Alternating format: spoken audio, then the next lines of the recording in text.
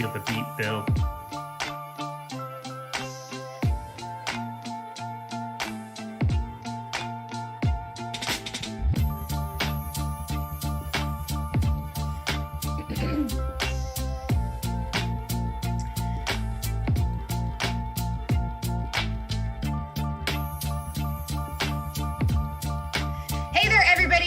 Tuesday. Welcome to the tip-off, the show that sets the stage for all the most important news, daily fantasy plays, and bets on tonight's four-game NBA slate. I am your host, Kayla Knierim. Joining me today, we have Eric Lindquist and Chris Spags. It's only Tuesday. We're already talking about our Saturday plans. Guys, how's our Tuesday going so far? I feel like pretty good. I'm not the one who got scolded by my fiance before the show. A certain Eric Lindquist here was apparently getting too animated for the room and the apartment that is being shared. But besides that, excited for the slate, shorter slate today. We're gonna have to really stretch to fill an hour. And what better way to fill an hour than immediately go in on our pal Eric and make fun of him? Exactly. Yeah, this work from home thing going great for us over here. I'm screaming while she's on a Zoom call. We're sharing internet. There's things breaking down all the time. It's really fun. But in the words of Baker Mayfield, I woke up feeling dangerous. So let's ride. Oh snap! Yeah. Spags, you look different. Did we shave or something? Like, what's going on with your? Something looks different. Did you change anything? I don't know. I think you used a moisturizer. Your skin looks very nice today. That's what it is. I have the window open, so maybe that makes it look a little better. I don't know. I just brought my A game as always, as I do for the tip off. But I also booked my first vaccine shot. Hey. For anybody out in LA who, like me, I think very difficult to find shots out here. I know Eric was able to finagle his way to some with his charms, but I recommend vaccinefairy.org because that was honestly much more polite and kind. They sent me a text message and were like, hey, stay safe out there. I'm like, oh, thanks, you too. Very friendly, very nice. And I'm excited to be able to be a human again, I think is as much as I can be, I guess would be the main thing. Yeah, if you're willing to drive like 20, 30 minutes outside the greater LA area, like La Crescenta, they have a lot of stuff going on, La Cañada, Pasadena area. So you can schedule a couple of those appointments and sneak one in. A big thing for me was I didn't want to take one from somebody who needed it, but you can find out if something's going to be expired and go from there. So yeah, it's good. Welcome to the club, sir. Welcome to the club. I'm excited to be a part of it. And Mr. Prophet saying, looks like I took a bath today. I did in fact just get out of the shower too, which you have to subscribe to Awesemo Premium feed here on YouTube to get the full webcam footage of me breaking down DFS while I soap myself up. But no, that's Awesemo plus X. Yeah. Well, as the guys said, we do have a four-game NBA slate tonight, and we are filling an hour. So let's light up the chat, put in your questions, thoughts. We'll try to get to them if we can. And don't forget to hit the like button and subscribe to the channel for countless hours of content on the NBA, NHL, PGA, MMA, NASCAR, and every other sport that's in season. First up, we want to talk about our sponsor, No House Advantage, who is taking a different spin on daily fantasy sports by offering player prop contests across the NBA, MLB, NFL, and PGA for cash prizes. This exclusively peer-to-peer fantasy sports platform levels the playing field and makes it easier for you to win real cash compared with your traditional DFS sites. The best part is you can join for free today. Just download the No House Advantage app and use promo code Awesemo to receive a first match deposit bonus of up to $20. Be your friends, not the house. Win big with player props today. Let's start off with our bad beats. It was another night where we had a ton of late injury changes that we had at the end of the show and afterwards. So guys, how did each of you make out last night? Eric, we'll start with you. I want to know what Spags is laughing about first. I got to know. Just the fact that we could keep that as the write-up for it every single day in the NBA, and it'll be as applicable as it was the day before. But go ahead, Eric. I want to hear about your great day. Well, it's true. Well, I mean, you wrote it, so God forbid you change it or something. But anywho, I would say it was a really good night for me. I ended up having a ton of Russell Westbrook. We were on the late slate show together, talking through a little bit of the news. Obviously, the Paul George scratch.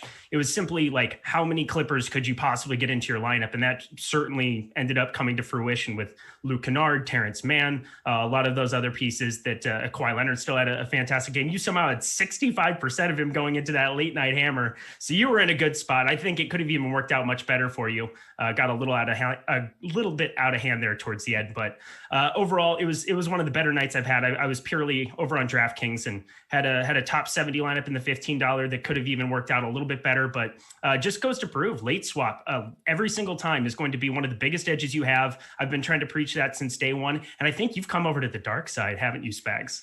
I mean, that is something that Eric has preached in terms of his profitability and his approach. And I agree, like, historically, I've been a little more reluctant, even earlier in the season, but I think this NBA season necessitates it more than ever. I ended up swapping to about a 95% Isaiah Hartenstein. Also, that allowed me to get the 65% Kawhi Leonard before that Paul George news is even out. So that was just one play that happened to luck box for me. The main thing holding me back last night was Svi Mykhailiuk, which kind of sucks on a slate where we don't know the Clippers value, or, sometimes you don't know that late night hammer value until about halfway through the slate. And if you do have a Svi in your lineup, or even some of the Wizards guys who were okay, but not fantastic, I think you do have in a situation where you are hamstrung and you're missing out on some of the better values. And on today's slate, hopefully that won't be the case quite as much, but something I think to keep in mind for 11 game slates where actually, Eric, I think we have enough time to talk about it real fast up top, but your strategy with Marcus Morris, I thought was pretty clever, even though it ended up being that Marcus Morris is a better play than some of the guys you swapped to. But just tell people real fast what you're doing with that, because I think that could be helpful for people trying to plan ahead, especially on 11, 10 game slate.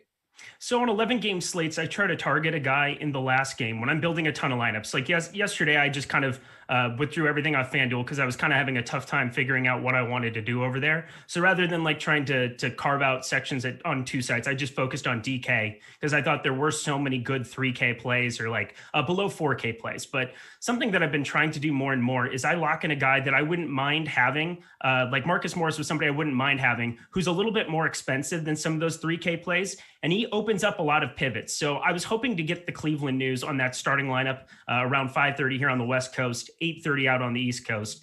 And that's kind of exactly what we got. So I had an hour and a half to be able to react to get Marcus Morris out of lineups and swap onto, I got like just around 98% Isaiah Hartenstein as well. And that was kind of like where we planted our flag. And we talked about that on the late slate swap and show. And only 2 more days to know the name of the show. Thank God. I was going to say, no, I'll get it one day. But anyway, but just having somebody who you had built in with more salary gave me more roster flexibility to get to other pieces. And I knew that there was a possibility for some late news. I thought it revolved more around the Bulls and the Golden State game.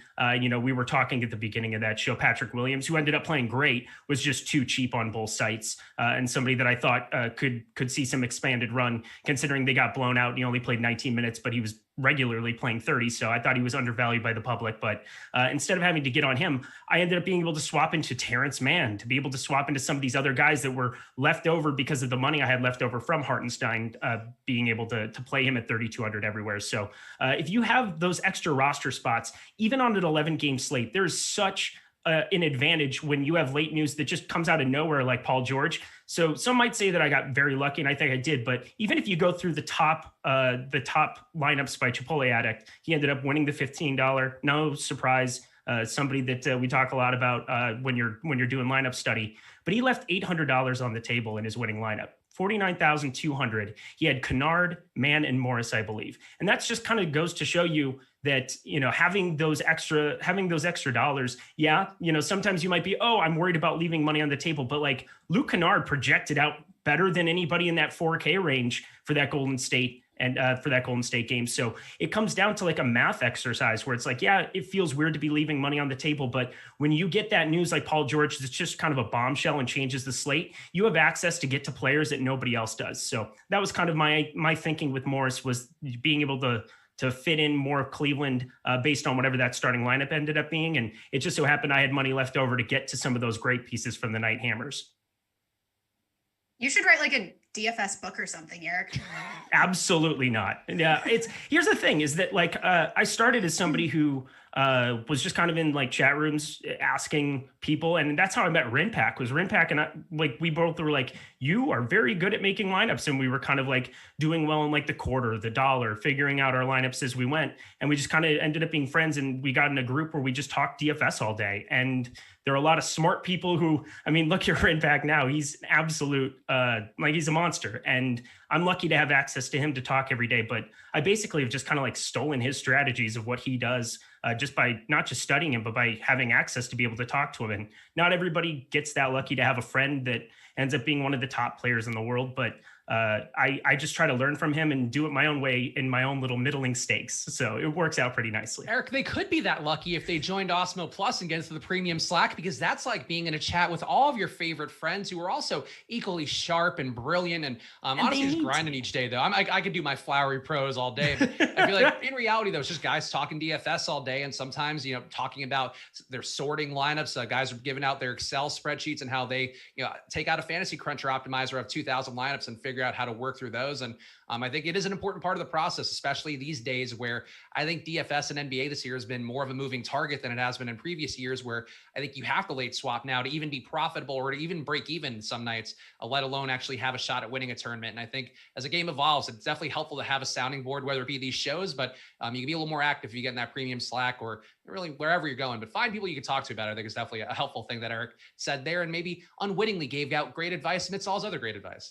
Yeah, and Steve Buzzard is the guy too that DeColts has been doing a lot of the premium videos where you can get behind the paywall and be able to watch him talk through Showdown, probably the best Showdown player on the planet. And he's in-house here. We've got obviously Alex Baker, the #1 player in the world. We have all of these thoroughbreds. You don't win the Kentucky Derby on the back of a donkey. So like you want to make sure that you're upgrading yourself in a place where you have the best and brightest at your disposal, and you get the automatic projections from them. I mean, it's just absolutely incredible how lucky we are to be able to work here, to be able to have this as like the sounding board every day to learn from them. And like even DeColts talking through Jaden McDaniels yesterday was just so insightful. And if you were playing FanDuel, he was a huge key piece to anything that was profitable for you yesterday, and somebody that I didn't even like consider and ended up getting to a little bit on DK. And even there it worked out. So just even picking a piece here or a piece there from all of the shows, from all the hours of content we have in front of the paywall, then come behind the paywall and be able to really, really figure out the process of why they got to those plays. To be fair, has a donkey ever been given a shot in the Kentucky Derby? I mean, that's a different question altogether. I mean, I don't know. I haven't seen a donkey go out and run a 4.340 or something. Are you clocking a lot of donkeys, Eric? I was going to say. Doing the donkey NFL combine. Like what? I haven't seen a lot of donkeys going that fast. I could say in my experience. Clocking a lot of donkeys. We're from the Midwest. I don't know. Oh my gosh. Hell of a way to fill the first quarter hour here. I mean, shall we get to our key news of the day? Wow. Okay. I was worried about how we were going to fill this hour, and now I'm not concerned whatsoever because we have. Oh, okay. You're just going to clock some donkeys, call it a day.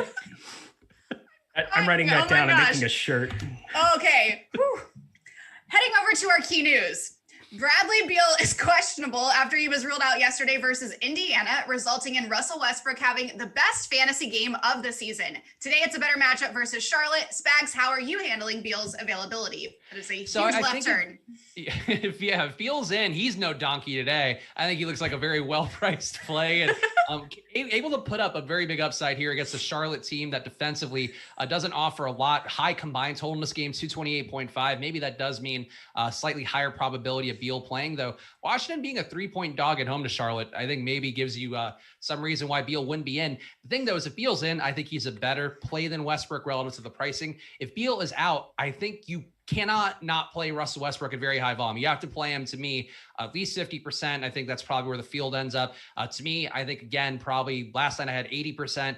Today, I think 80% again would probably be where I would end up. But that's ceiling for him, a 95 or just shy of a 95 DK points game where he had over 20 assists. Like Eric and I did the Late Slate show, as you mentioned earlier, and we were just laughing about it on the show because it's just such an outrageous game that you don't see come along that often. And that was against Indiana, who is kind of competent defensively and does play slower. Charlotte, as I've talked about on a lot of shows, they give up a lot of assisted twos, a lot of assisted threes, give up a lot of easy buckets at the rim, also more 3-pointers than league average. So everything here kind of does benefit Russ in a way that I think you want to see Beal out, but if Beal is in, I think a lot of people will be chasing that Russ day from yesterday, and that would be my reason to have some concern. So I think ideally you want to see Beal out and get Westbrook and just get him, probably as close to 100% as you can possibly manage with your lineups. Yeah, 35, 14, 21. It looked like a obscure way to write a date, but it's literally what it is. It's just a ridiculous box score. We're not going to see a lot of things like it as long as we play this game. But he's one of the guys who's capable of it. And it's like him and Harden that really have those kind of ceilings and nobody else. Giannis in spots, but even still, like, Oh, it was pretty incredible to see that after the fact. It's nice when good plays and good decisions work out, because it would have been a bummer to have it be the inverse on a slate like that, where you end up getting off hard and he puts up 70 plus and Russ ends up going for a floor game. But that's kind of how these stars and scrubs slates kind of work out. But today it's very, very interesting. So like, I don't know whether I want Beal to be in or out in this situation. It's kind of difficult going through some of these box scores. Obviously, Jerome Robinson will be a talking point one way or another. I think Chandler Hutchinson, who made his debut, played 25 minutes, a guy who had over 20% usage in that game. I have a tough time figuring out what his minutes would be alongside Beal. I don't know whether I want to have those guys and lock them up, not knowing the Paul George news, which I'm assuming we're not going to know before lock, kind of the way that's trending. But I don't want to be locking up a bunch of these like 3K guys if Beal's out with that Clippers value coming up in the late night hammer. So I'm kind of torn, but if Bradley Beal plays, I think that he is rightfully going to be the highest owned player on the slate. Just too cheap for what he has the capability of being. Hasn't been that good of late, but Russell Westbrook, yeah, what an unbelievable play he is, no matter what, just playing at an unbelievable level right now. Paul George was also a late scratch yesterday due to a foot issue versus Milwaukee, resulting in solid games from Kawhi Leonard, Luke Kennard, Marcus Morris, and Reggie Jackson. Eric, do you think he plays tonight versus Orlando? And how does it look if he's in and if he's out? So I was kind of alluding to this there a second ago with this Paul George thing. I don't think we're going to know this news ahead of time. More than likely, it just flashed up questionable. So, I mean, that's going to be something that we are absolutely waiting on. And it's something you kind of have to make a stand on a little bit. Not saying that you fully have to, but if you're going to be locking up any of those roster spots, like I was alluding to earlier with this 3K value, and if Beal's out, I'm going to have a difficult time not getting to a little bit there, but just kind of waiting in the wings for it. Paul George is a great play at his salary, 8,600 over on DraftKings, specifically FanDuel, where you're looking at him being 8,700, but just kind of projects out as one of the better shooting guard plays over there as well. I would be getting to a lot of him if he does play, but if he's not, we're looking at this Luke Kennard situation again, where I think he would probably get reinserted into the starting lineup. There wasn't any change to the salaries that we could see. Terrence Mann has been in the rotation here of late, a guy that I've been playing a lot and being over the field on routinely, and showed out again yesterday, kind of secure with those minutes no matter what. And then the last guy, Marcus Morris, who I think is a decent play no matter what happens, no matter how it shakes out. So I'm happy to be plugging him at 4,500 over on FanDuel, 5,100 now that we've seen that price come up $600 over on DraftKings. I don't think he's nearly as essential to this slate as what he was yesterday. Again, he was kind of a guy who I just needed his flexibility, and then was able to get onto a little bit randomly because I had some left over from all of my swaps. But I think on FanDuel, he's kind of a premier play. Yeah, I think right now, I feel like Paul George is not going to be in. I'm a little surprised he was marked as questionable. As Eric mentioned, while Eric was talking, that came through the news vine here. And I'm sure our news god also has some alerts on the premium Slack and on the @Awesemo NBA Twitter. But if he's questionable, I kind of assumed he'd be doubtful, because I don't know why you would bring Paul George back when it's a foot issue too. We've seen a lot of guys popping up recently with foot issues, and those could be injuries that just go on for really long periods of time if you don't get them managed the right way initially. And I think going against Orlando, who is getting Terrence Ross back, going to be a little more competent, also getting Otto Porter. I think we're going to talk about their new additions from the trade deadline that are going to be there. But you don't need, I think, to have Paul George play tonight and push things with a foot issue when you have much bigger ambitions than beating Orlando at the end of March. So I think Paul George, I would expect that he's out, and then you get Kawhi looking good again, though Kawhi has, it's sort of tough to pinpoint in a meaningful way with the rates, but on back-to-backs, he has definitely dropped the usage a little bit more. So I think Kawhi is still going to look fine, but I would, expect to see a little more action going to the Luke Kennards of the world, the Marcus Morris of the world, Reggie Jackson, who was, I think, a middling, but still pretty good play yesterday. He's got more of a ceiling than he showed in that spot against Milwaukee. I think really if just Paul George is out, you're playing probably, again, 3 or 4 Clippers, because these guys are not priced to where they should be in the spot where we just don't know if Paul George is going to be in or out, and they are priced for the likelihood that Paul George is playing. And I think it seems like it's going the other way, that I just don't see Paul George playing today. I don't know why he would. Yeah, I want to put it on in the world too. Kawhi ended up sitting on the second half of a back-to-back against the Spurs, 6 days ago it was, on the 24th. That's right. So just as a heads up, that there is a chance that if Paul George doesn't go, that Kawhi Leonard ends up getting rested. Like, obviously he could play in like a limited fashion today. I don't know if we're going to get like a full allotment of minutes from Kawhi. They're 11-point favorites right now. Either way, just be on the lookout, because I would not be shocked if we got news that Kawhi Leonard wasn't playing tonight. There's maybe, I don't know what the percentage chance would be, maybe like 25, 30%, just because we haven't heard any word yet. But the Clippers, we know, don't really care about the injury report, don't really care about disclosing injuries. We didn't even know that Paul George had a foot problem until 25 minutes before that game. So I want to at least put it out there, have it on your radar to have other swaps in mind. At least you've got another game that does lock at that 10 p.m. Eastern time window. So you do have some pivots. You do have some ways to get onto some good plays where you're not stuck with a bunch of salary, because you don't want to be like, I know that I had alluded to the winner having $800 left over, but on a day-to-day basis, we're not looking to do that in the NBA because of how more easily projectable salaries are. And you want to be getting closer to zeroing it out on a day-to-day basis. Orlando will see Wendell Carter Jr., Otto Porter, and RJ Hampton make their debuts in that same game versus the Clippers. Spags, are any of these guys usable for DFS and or betting?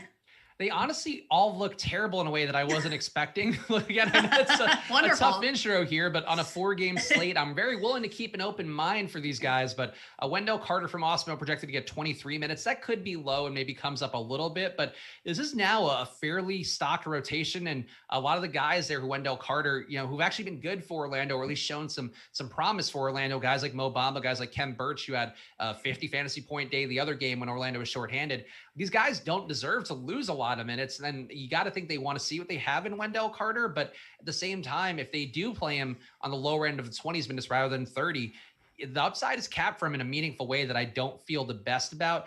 And I guess, there could be some news items that come out before the game, but right now to me, I don't see how I would play much of Orlando overall, barring somebody getting ruled out here. And Michael Carter-Williams expected to be back after he was hurt, I think early in that last game, or at least came out and then decided he couldn't go. Maybe that opens up an RJ Hampton a bit more, who it's worth pointing out Orlando liked a lot in the draft, didn't get him. Now they're getting him now. So I think he's one guy that if you see any injuries in the backcourt, I would expect him to be getting a lot of run. And honestly, wouldn't shock me if he got more runs straight away anyway, but that's a little more speculative. But overall, I just think low total here for Orlando, 102 implied total against the Clippers. It seems like not a great spot for a 10-man rotation of all dudes who mostly suck. Yeah, we did see a little bit of them playing together. They played together last time out. So they already made their debuts.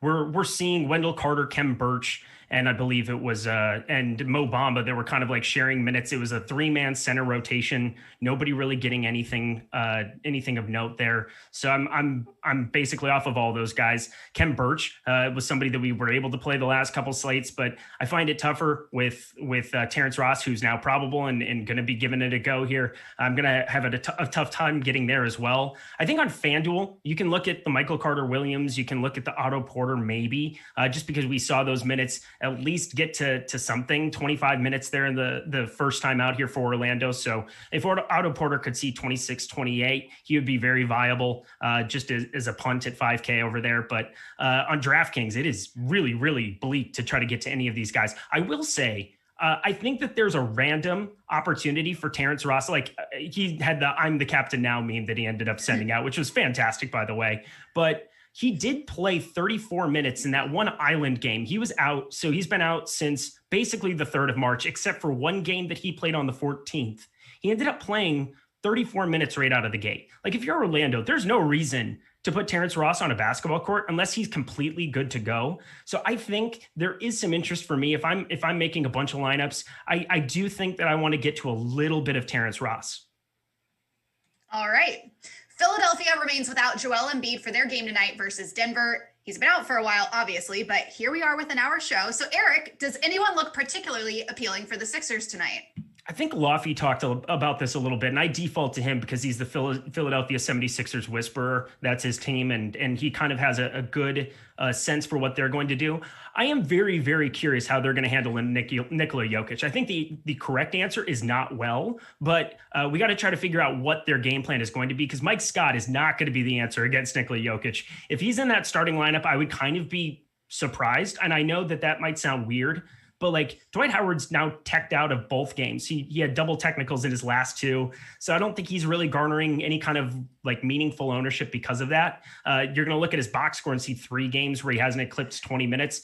A lot of that, again, is the double tech situation. I think he probably sneaks out a start here. And I know that might not be the popular answer because Mike Scott and they've been bringing him off the bench, but I don't know who else you possibly put up against Nikola Jokic in this spot if you're the 76ers. And so with that in mind, I think Dwight Howard on FanDuel at 5,100 is a guy that I do have quite a bit of interest in going that direction because it just kind of makes sense to me that they would go there. 5,800 on DraftKings isn't necessarily as much of a priority, but I like going that direction. The rest of these pieces, man, it's been really tough. Ben Simmons obviously has that small forward eligibility, but small forward isn't as bad as it typically is. So I don't really need to go that direction on DraftKings today.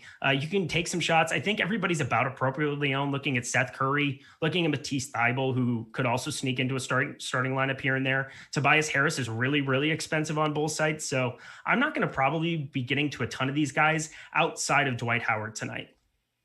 Yeah, I think that's an interesting call about Dwight Howard because I don't know that on the surface you'd expect him to start, but I agree. If you're going to put Mike Scott out there, I guess the goal would be to try to stretch Nikola Jokic out and keep him away from the rim where he's been a really good rebounder this year, but I don't think that has a lot of viability. Like Jokic can easily stretch out and not be the most affected in terms of how the game would go. So I agree. I do think if Dwight Howard picks up the start, I think he becomes playable right now. As Eric mentioned on DraftKings, I don't think Dwight's playable if you're to assume he's coming off the bench. But if you give him 30 minutes, I think that number becomes a little more palatable. But overall, I've been waiting for the breakout day for Ben Simmons, and it just hasn't come. And I do think it's still viable that he can have one of those days. And going against the Denver defense, it does give up about 10% more assisted plays from 2 than league average, 12% actually, and 9% from 3. Maybe he does get going on the assist front. Then they kind of overcover to make up for the fact that Simmons can carve you up in the pass game, and then Simmons gets more looks at the rim. I think that's not crazy, but for the most part here, I think that's me sort of stretching to find a way to play Ben Simmons where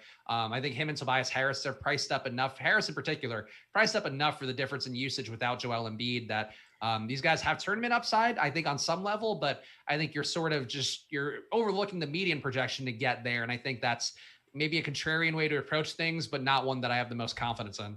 So I got a question. So you're playing over on FanDuel, and again, we've got plenty of time to go over all of these goodies. So Ben Simmons right now getting around 31% on FanDuel and Trae Young at 27%. Do you have a lean going one direction or the other? Because again, 7,900 for Ben Simmons is kind of a jarring thing to look at. Trae Young's going up against Phoenix. I'm just kind of curious where you're looking at in that, like between those two specifically, if there's one that you're kind of leaning towards having more of than the other. I've been getting a lot of Ben Simmons at his FanDuel price just because I think at point guard, that's to me, you're penciling him in for 40 points. And I think on FanDuel, at least with how I normally approach things, that is generally what I'm trying to get in is just guys that I think get to where I need to in terms of a target score and then kind of fleshing out the rest of it. So I would, Trae Young, I think the ceiling is better. I think too, the fact that his minutes could be up a little bit more with they still might not have Lou Williams. I think that's the expectation is he's not going to be playing today. And Trae has played upwards of 38 minutes, was at 34 last game, I think. So a little more minutes expected for Trae. I think the ceiling is higher, but I think in terms of building lineups on FanDuel, like on DraftKings, I think you have to force Ben Simmons in. On FanDuel, I think he's going to occur naturally. And I wouldn't be mad at any number I got of him, but I don't know that he's a priority over Trae, but I think he fits in really well with lineups on FanDuel. And I think that's mostly the way that Ben Simmons goes, where they just are pricing him really softly in a way that DraftKings isn't. All right. Aaron Gordon made his debut for the Nuggets over the weekend with 19.5 fantasy points in just 21 minutes in a blowout win against Atlanta. Tonight, Gordon and his new friends will face the Sixers. Spags, how does he affect things for Denver moving forward? I think he just kind of chips away at everything. And that's sort of what would give me some concern. I think it's hard to ever be like, hey, don't play Nikola Jokic. I know we're going to talk more about him in our one-on-one segment coming up. But I think when you have a guy like Gordon who rebounds, who assists, who also can pick up, 20% to 30% usage depending upon the game, that just takes away enough from everybody in a way that I think isn't the best for Denver. I think he's going to most directly affect guys like Paul Millsap, going to directly affect JaMychal Green.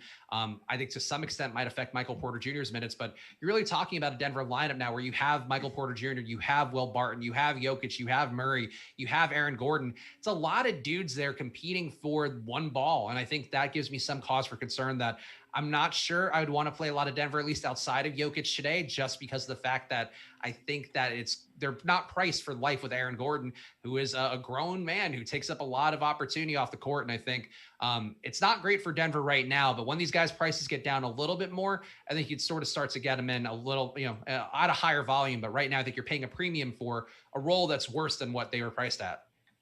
Yeah, I think I'm right with you on the Jokic or bust situation here a little bit, but I will say one thing for Aaron Gordon here. So if we're looking at this last game, obviously it's a 1-game sample size. I don't want to get too crazy with it. Throughout, J. Michael Green, Marcus Howard, and Bol, who all played in garbage time and had crazy usage because of that. So we're just going to throw them out the window. But the usage broke down: 24.6% Jamal Murray, 21.9% Will Barton, 21.6% Paul Millsap, 20.6% Nikola Jokic, 20.2% Michael Porter Jr. You've got all the way down, sixth guy on the list, Aaron Gordon, at 19.6%, which would be his lowest mark of the entire calendar year. He didn't have a single game with lower usage than that since January 1st when he was playing with the Orlando Magic. So I would expect for that to only kind of trend up. And that's going to cut into some of the rates of these other guys, I think, going forward is kind of my feel for it. Now, Nikola Jokic, we know, can fill up a box score. I'm not as concerned with his usage going forward because he's the centerpiece of this team. He rebounds. He's the main distributor. So I'm not concerned about his upside or his ceiling by any means in tournaments. But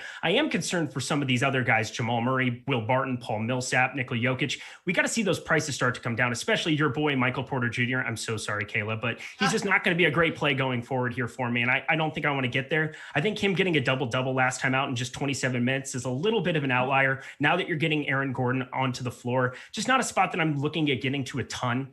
Like with any of these other pieces outside of Jokic. But I will say that I do expect Aaron Gordon, similar to like what we saw with Nikola Vucevic, where he saw the lowest usage he had this entire calendar year. New situation. Maybe you kind of like give it up to your teammates here from the get-go, but Aaron Gordon is going to spike an upside. And considering he's the cheapest out of those main pieces of Jokic, Murray, and Michael Porter Jr., I don't mind taking a couple shots on him just in the event that he were to spike an upside with that usage today. Devontae Graham played 39 minutes for Charlotte last game, his high since LaMelo Ball went out with an injury. Malik Monk was out also for that game, but is expected back tonight. Eric, is Graham still a good play or is he a trap?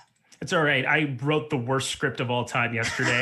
By all means, I wrote some garbage. I put rapport in the thing, and it's like that's a very jarring word to just come across and have to read on the fly. I don't know. I failed you. So yeah, Spags is still exponentially better at this thing than I am. So letting that be known, you are just fine. I don't like Devontae Graham today. I think right now we're looking at him kind of trending down. Malik Monk is a big piece to kind of get thrown back into the middle of it. For Charlotte, I do like Charlotte as a team. It just feels like for me, I'm still looking at Devontae Graham as a guy that I just don't really want to get to as much. We've seen that usage trend up the last 2 games, which is exciting to see him above 29%. Obviously had his best outing in a long, long time here. But now you're seeing an increase to that price. He's up to 6,100 over on DraftKings. I'm not really that excited about that. You're also seeing Malik Monk back into the fray, somebody that we know can randomly spike an upside himself, but we have projected for 26.5 minutes. That's a large allotment of minutes, and that cuts in directly pretty much to him for about 6 to 8 of them. So 30 minutes at 6,100, not really projecting out that well for me today.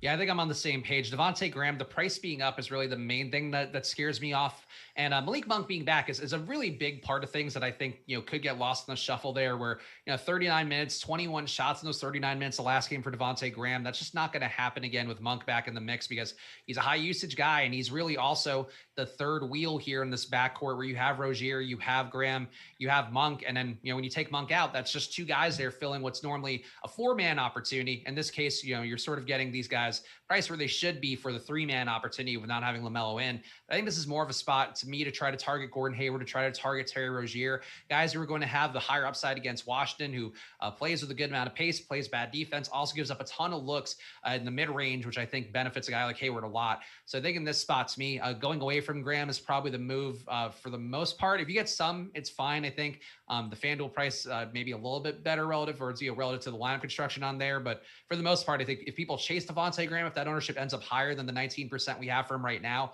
I think that's probably a guy you can move away from just because he's not going to get the same opportunity as that last game, but people will see that box score and go, oh, Devontae Graham finally figured it out. And that's a bad place to be on a 4-game slate.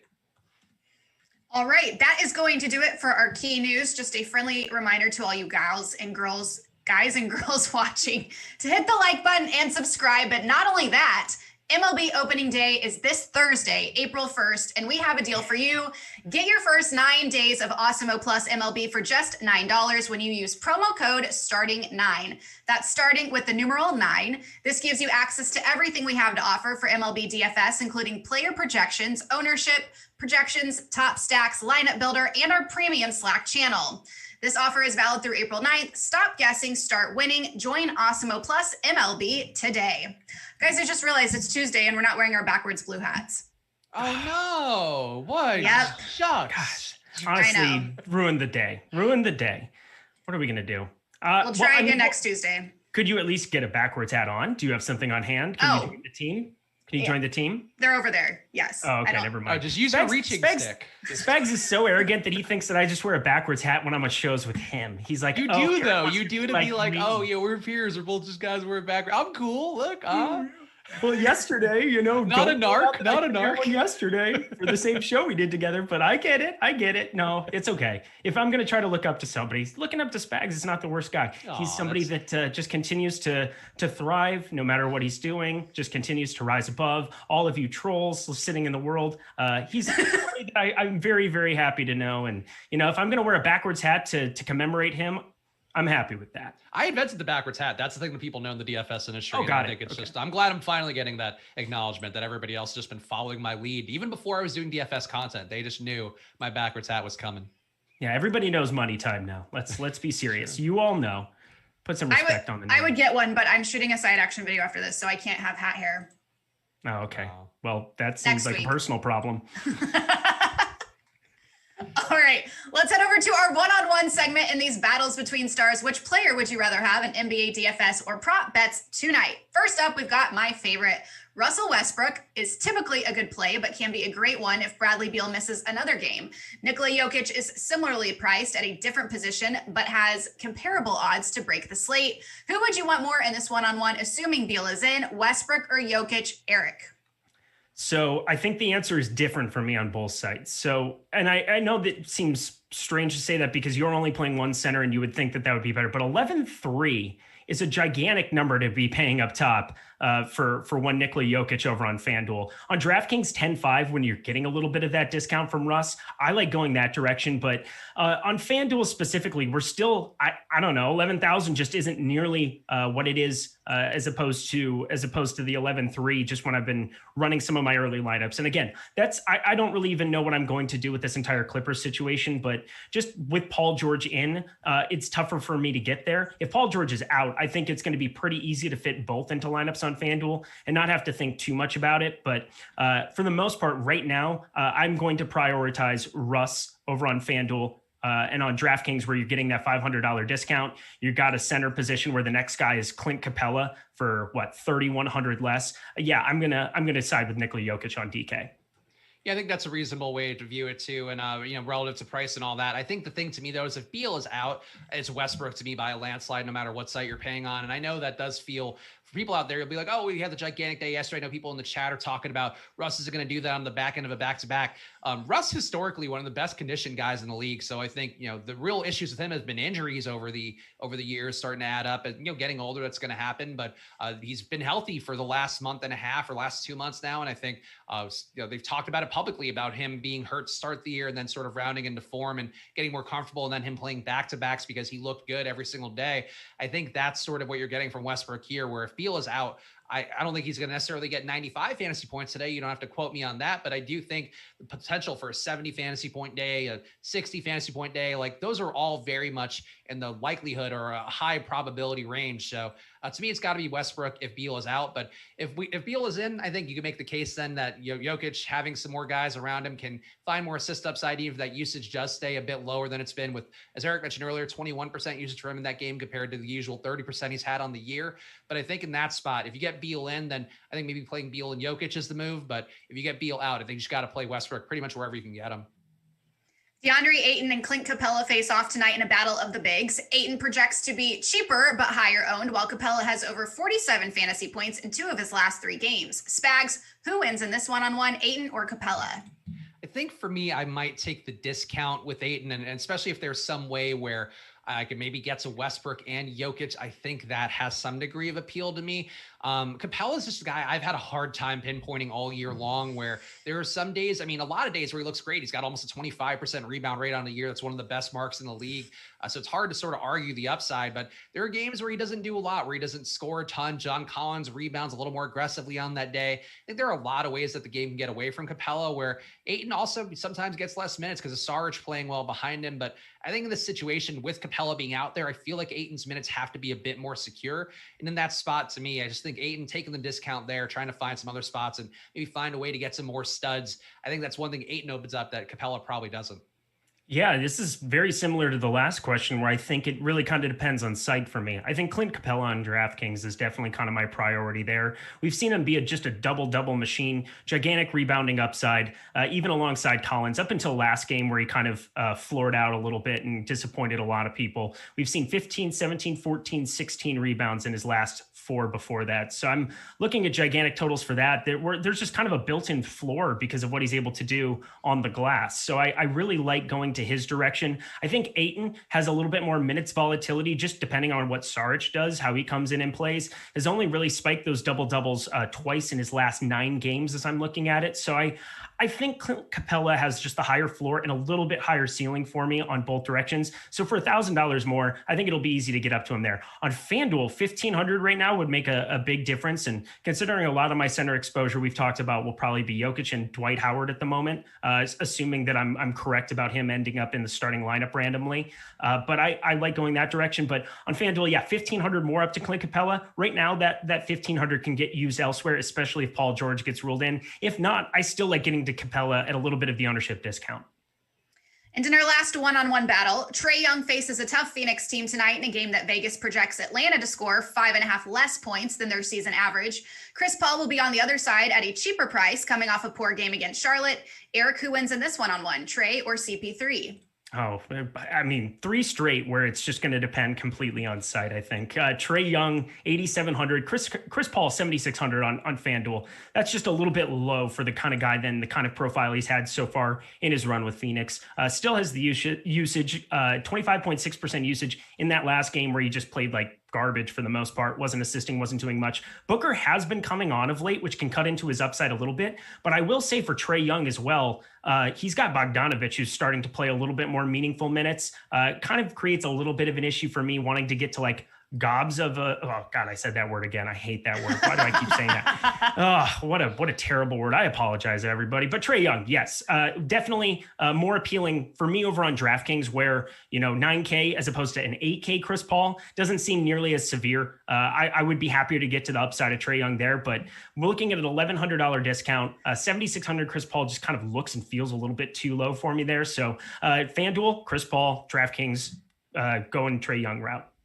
Yeah, I think I'm on the same page with that too on DK. And that was when Eric asked me about Simmons versus Trae Young on FanDuel. I was kind of taken aback or thrown in the loop. I don't know, whatever stupid expression that's not an actual expression you can put out there. But Trae Young to me on DraftKings, I think is a better play overall at that 9K price point. I like the spot from a lot on DK today. To me, I think he's actually probably one of my favorite plays on the slate at point guard, assuming especially, if there is a way that Beal ends up in and Westbrook doesn't get that full boost, that full increase in opportunity that we talked about earlier. But Young in this spot, I think it's a perfectly fine one. I do have some concern that Phoenix is just defensively sound. They have a lot of wings. They could throw creative, exotic looks at a guy like Trae Young and, could make him just pass the ball off more to a guy like Bogdanović or to a John Collins or to Gallo, to whomever else is there. DeAndre Hunter expected back. Like there's so many guys in this Hawks lineup that I think could end up benefiting if Trae does get covered meaningfully by a Phoenix team who's just been competent every time. But that price on DK for Trae Young, I think if he even gets close to his ceiling, that could be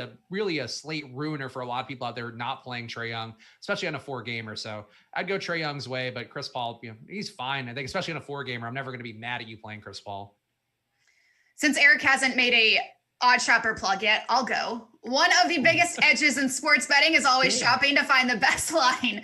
Betting lines change by the minute and can vary greatly depending on which book you are using. That's why it's important to use Awesemo's Odd Shopper to find the best line available on the game or player prop you are betting on and give you the edge to help you beat the house. Head on over to oddshopper.awesemo.com where we compile the best bets available for game lines, player props, player, and team futures all updated in real time. Really quick, Jordan made an excellent point in the chat. Spags, your pillow does look like Tory Burch, but it is not. I replied, it's a sewer manhole, a New York City sewer manhole. People can see it if they so desire here. So yeah. So harkens back to my time in New York, and happened to be something that my girlfriend had that I just decided to adapt as part of my background. But I don't know why Jordan knows Tory Burch was really my question. That was my question too. Yes, I was very impressed. Yeah, he can't talk. Yeah, I mean, he likes nice things. I see that. I see that on his face. He's like, yeah, he knows that. Oh man. All right, let's get to our no house advantage prop or not. Here are some of no house advantages props of the day for key players. Guys, do you like the over or under on them? And how many points would you assign? First up, we've got Gordon Hayward sitting at over under 18.5 points. Spags, we'll start with you. I like Gordon Hayward more than I think some people will today. I have him for 19.4 points in the spot going against Washington. And, Hayward, to me, as I mentioned earlier, I just think that his ability to really dominate and feast in the mid-range, I think is going to bode well for a matchup against Washington, who it's something that I've mentioned on a few shows over the last few months, and even asked Adam about it when we were doing a deeper dive when our pal Wafi was on his paternity leave. Like, it just doesn't make sense that Washington gives up so many good looks in the mid-range, but doesn't give up shots at the rim. But that's just been how they have played all year long. They give up 36% less shots at the rim than league average, give up a lot more in terms of shots in the mid-range. And I think that is Gordon Hayward's sweet spot. So really him being able to get the upside today. Having Malik Monk in certainly makes it a bit of a more narrow margin, but I'd still take the over on now house advantage. And I think to me, that feels more like a 4 or 5 point prop somewhere in there.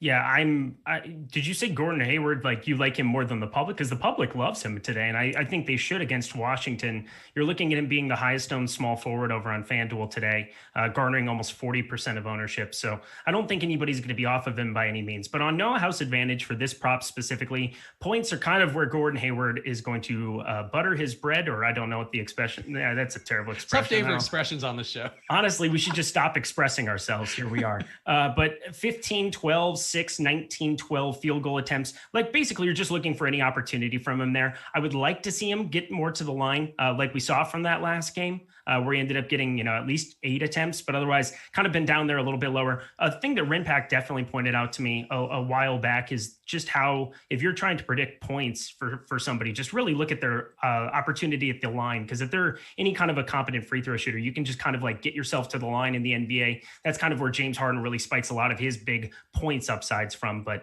get Gordon Hayward, as long as he's being aggressive out there, he's going to get mid-30s run. You take LaMelo Ball off the floor. So we're still doing that. So yeah, inserting Malik Monk isn't nearly as debilitating as what inserting LaMelo Ball would be into a lineup. So I like going the Gordon Hayward route. Eric, going right back to you. Ben Simmons over under 23.5 points plus assists.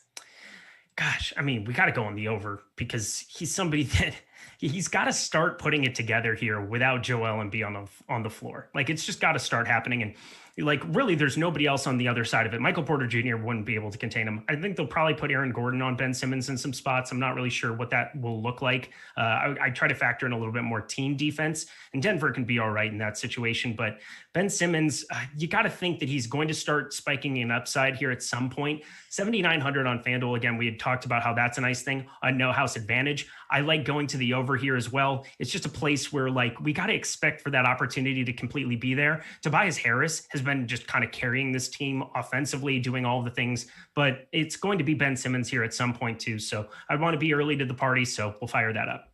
Yeah, I think in this spot, as I mentioned earlier, I think the way to beat Denver is to just, really carve them up with finding the assist lanes, finding guys who can get open shots, finding your Danny Greens, your Tobias really. And I think that all goes through Ben Simmons today in this spot. So I would take the over here. I've talked about him on enough shows. I just feel like there is a ceiling day. I think Eric is saying it too, that there's going to be a better day for Ben Simmons. And I think for me, I've been getting a good amount of him on FanDuel, less on DraftKings, but always getting a piece of him on both sites on pretty much every slate that he's been active. And I think in this spot against Denver, a game that should be competitive. And I think, Simmons still on FanDuel, as we talked about earlier, that price looks really good. On DraftKings, that price is decent, but you have dual position eligibility, so you can sort of force your way there a bit more. He is one guy that I think is not going to pop up a lot as a median projection guy, but is one that I think if you're with the field or maybe a little bit above it, he could pay off one of these days. And I think in this spot against Denver, it's probably his best chance to pay off, whether he's on no house advantage or the DFS sites. Aaron Gordon over under 26.5 points plus rebounds plus assists. Spags. This is one I think you have to go under on. And there's probably some way here where he spikes that upside. I think to me, though, on no house advantage, you sort of have to play the props as they are with these guys' median outcomes, because it's a smaller site. It's people still that don't know how to fully form their lineups, how to rank all the plays and all of that. I think Aaron Gordon to be getting under right now, this line is going to be projecting for his role in Orlando, how he's played all year long, maybe even how he's played more recently, where you've had so many guys out for the Magic. And I think going to Denver, it's just going to be a less high upside Aaron Gordon for the most part. Night to night, he can still have that upside. But if you look at the overall picture, he's just not going to be getting to those median numbers he had in Orlando quite as often. So in this spot, to me, I think taking the under, you're getting a line that just reflects a different role that he had on a different team. And I think that's sort of the best place to make a no house advantage. So I'd be pretty comfortable going, I think, a 6 or 7 pointer on no house advantage for the under on this one. Totally. I was talking about Aaron Gordon being able to randomly spike a usage upside out of the middle of nowhere. It's a 1 game sample size. I'm thinking about that just from a DFS perspective, where you're going to get low ownership on him. So take a couple shots here and there. But on NHA, as you said, this is a completely different opportunity. I listed off 6 guys, actually total 9 guys, if you want to count the 3 scrubs that came in. By the way, watching Bull is awesome. I just want to throw that out there. But anyway, all 9 guys that were sitting above him in terms of usage. So like just looking at points, which is the largest component of that stat for this line, I really like getting on the under of Aaron Gordon because I just don't really see there being that opportunity is going to get so spread out amongst those guys. Yes, people are going to pop here and there, but over the long haul, this is just going to be too large of a number to be looking at. Again, take some shots on DFS, but that's partially an ownership thing. Here, it's just solid math. Alex Baker's projections do an amazing job of capsuling that. So definitely taking the under on Aaron Gordon here too. Yeah, real fast, it's just worth pointing out because I put in these props earlier today before they had updated the No House Advantages projections for the day on the site, which are always available if you're building those props or you're building any lineups on No House Advantage. This prop now is a 92% chance of going under from Awesemo. So I figured it was going to be closer to 70 something or maybe even 80, but 92 now makes it the best play on the board on No House Advantage for the day. So I might have been a little too conservative in saying it was a 7 or 6 pointer. It might be the 10 pointer today just to take the under on him not getting all those things at once. Yep.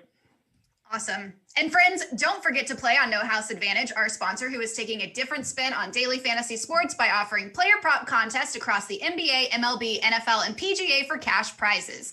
This exclusively peer-to-peer fantasy sports platform levels the playing field and makes it easier for you to win real cash compared with your traditional DFS sites. The best part is you can join for free today. Just download the No House Advantage app and use promo code Awesemo to receive a deposit bonus of up to $20 for new signups. Be your friends, not the house. Win big with player props today. Let's head over to our DFS hedge. Guys, how can you hedge daily fantasy lineups with a bet like taking the over on a prop for a player you're fading tonight? Spags, we'll throw it back to you. I think, so this is tough because it still does depend on the Beal news, but I think just taking Charlotte maybe is one way to get away from the inevitability that I'll have a lot of either Westbrook or Beal today. They are a 3-point favorite on the road, which gives me some pause. And that's normally not what I would look for if we were doing the good dog segment now. But I think hedging wise, I feel like just taking Charlotte, assuming that somehow Washington completely falls short today. Maybe Westbrook is a little bit tired on the back-to-back. Maybe he left it all on the line playing a tough Indiana defense and getting those kind of results. There are some ways that he fails, but I think DFS wise, I don't see I'll be playing that outcome. And if Beal's in, I'll be playing a ton of Beal too. So I think just banking on somehow these guys both failing today and Charlotte running away with this one, I think would be the move I would try to get to hedge. Yeah, I don't think I'm seeing a lot of hedging spots today. I think the two props that I am going to bet, again, we have ROI and win percentage directly on OddsShopper right now, so you can find the best line and be able to capitalize on them. The points right now for me, going to the top end, if you're sorting just by win on Devontae Graham, the under of 17.5 is coming through with a 58.2% ROI, 86% win percentage. I absolutely like getting on the under there, and I think Devontae Graham is already somebody that I'm short on in the DFS markets. Going to rebounds, clicking on that as well. Dwight Howard, the over of 8.5 is, 90% win percentage, 62.8% ROI. So if you have access to any of the books to be able to put a bet on those, I think those are just absolute smashes. And there are two guys that I'm already high on in the DFS industry. So hard for me to be looking at a hedge opportunity or advise it when I'm going to be doing the opposite. All right, let's head over to our good dog, bad dog. Oh, There's actually a dog in the background of my apartment right now, so I was hoping you all couldn't hear it. In real life, there is no such thing as a bad dog. In betting and DFS, there are a lot of underdogs who may have no chance in their game. So who's a good dog to target tonight and who's a bad one? Eric, tell us about your good dog. So this is thin because we're looking at a situation. Yesterday, we had 11 games, and I usually thrive when there's a massive number of games to be able to target one or two of them. Jordan and I did try to bet all 11 and parlay them together. Didn't go great because we lost the Indiana bet right off the bat. By the way, don't do 11 team parlays unless you're doing it with your buddies just for giggles. It was fun. So anyway, looking at the board here today, I really don't see a lot of value anywhere. If you're going to make me take one good dog, I think possibly going to the Hawks, where there's actually been some line movement in their favor. That line opened at 6.5. It's dropped to around 6 at a couple books, so you can get it there. I think just following some of that sharp money is probably the direction that I would go, but I don't think I'm going to be firing away on any spread bets today. I think for me, Philadelphia seems like a good dog, and that sort of does correlate to me believing that Ben Simmons can sort of find his ceiling, or at least, find more upside than he has in this spot against Denver. And I think the matchup bodes well for him. I think it's going to grade out well, even though the Aaron Gordon edition maybe could be a little bit of a wrinkle thrown into things that wasn't there before. But I like Philadelphia. I like trying to target them today to keep this game close, and it's a 5-point spread for them on the road. Playing at altitude, so maybe a little bit of a deserving 5-point spread there. But Philadelphia somehow pulling away here, I think. I'm intrigued by it on a 4-game slate. You got to find a good dog somewhere, and that's my good dog. What is it, Kayla? What? This is the first time we've ever factored in altitude on the show. I loved it. Honestly, that's the hard-hitting analysis that we're here for. If you're not factoring in, it's like when the USA goes and plays in Mexico at the stadium for the World Cup qualifiers or for any like friendly matches. It's like you're playing over 7,000 feet up in the air. It matters. Like if somebody's gone running, even in the Black Hills of South Dakota and stuff, where you're not even a mile up in the air, it definitely feels and it hits different. So I love that analysis, Spags. It's very specific. It's one of those things that Vegas bakes in. It's not something that you need to go like, oh, I need to give 2 more points here. Vegas knows they've seen millions and millions of basketball, football, and baseball. Baseball, it's clearly the most important playing in altitude. Yeah. So make sure to use that starting 9, the promo code at awesemo.com/join. But wow, yeah, you are good. Too. You are so good. Why are we even here? Smooth. Wow. Oh, honestly, I look smooth operator today. Okay, well, we're gonna whore as hard as anybody. I don't know if you guys caught earlier. I was ready to do a stream giving out DFS picks in the shower. So clearly, I'm up for anything to get the brand out there. That's going above and beyond. All right, Spags, who's your bad dog? I think my bad dog's got to be Orlando. I hate Orlando so much, and it's honestly a bit clouded by the fact they have let me down so many times and they've been shorthanded. And in this rotation, as I mentioned earlier in the show, I think I misspoke earlier when I was saying that I think I'd implied these guys hadn't played, but they did play the other day. I was just implying that like maybe their minutes get up a bit more for guys like Wendell Carter, guys like Otto Porter. But in that game, these guys didn't have a lot of minutes congregated anywhere. And I think that's the worst thing in DFS is where you have a 10, 11-man rotation of all dudes getting 20 to 25 minutes. That is the worst place to be. So them getting bad results, I think regardless of whatever Clippers team is fielded against them today, I just hate Orlando. And I think I'm tired of playing them. I'm tired of them existing. I'm ready for them to tank their way to a pick, and then we could start over with them.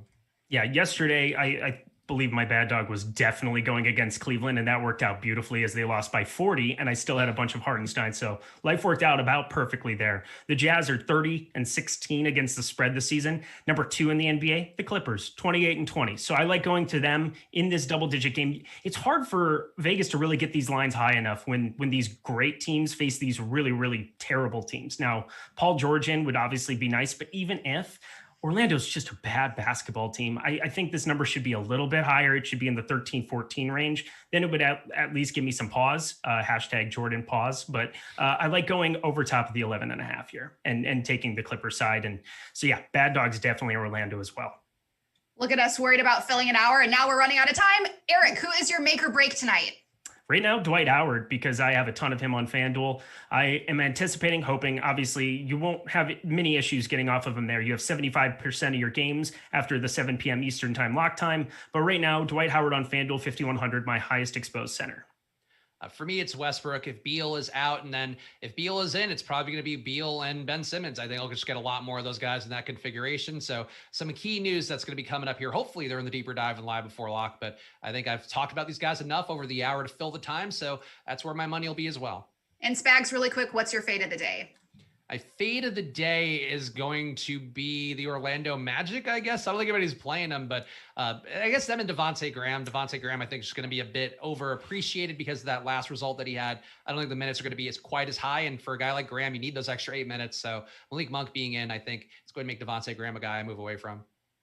I think for me, Devin Booker and Chris Paul, I think they're the guys who have the opportunity to beat me. I'm going to be below the field on them right now. I just think there's better game environments. I like going to Charlotte in that early game. I think that there's some pieces other than Devontae Graham that I'm very interested in. I think there's a lot of pieces that can emerge later as news comes out. So shorting Chris Paul and Devin Booker, and hopefully that doesn't crush me. Look at us landing the plane right on time. What a smooth flight. Great team effort. Great team effort.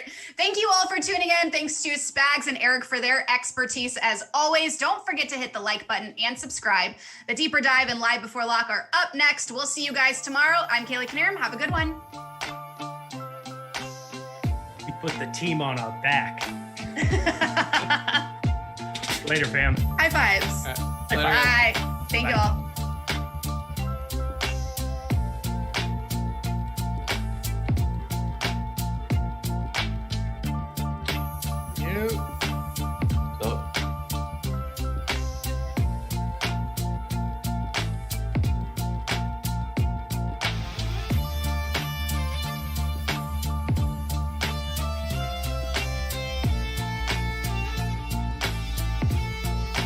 I guess I'll try not to say I don't know on this show. 10 o'clock in the morning. What'd you say? 10 a.m. show. Yeah. 5 p.m. show. I still don't know shit. Mm-hmm.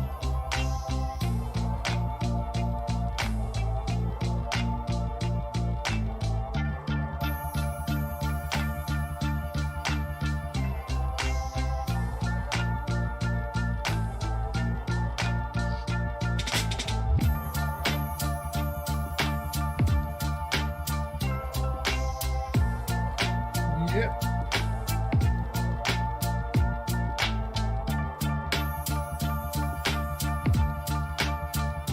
Wow, did you see the Utah plane had to turn around? What? Did you see the Utah Jazz's flight to Memphis had to turn around because they hit birds and an engine broke? Really? Yeah. Like Sully Sullenberger. Yeah, but I Not don't think what they I'm landed. talking about? Go ahead, man.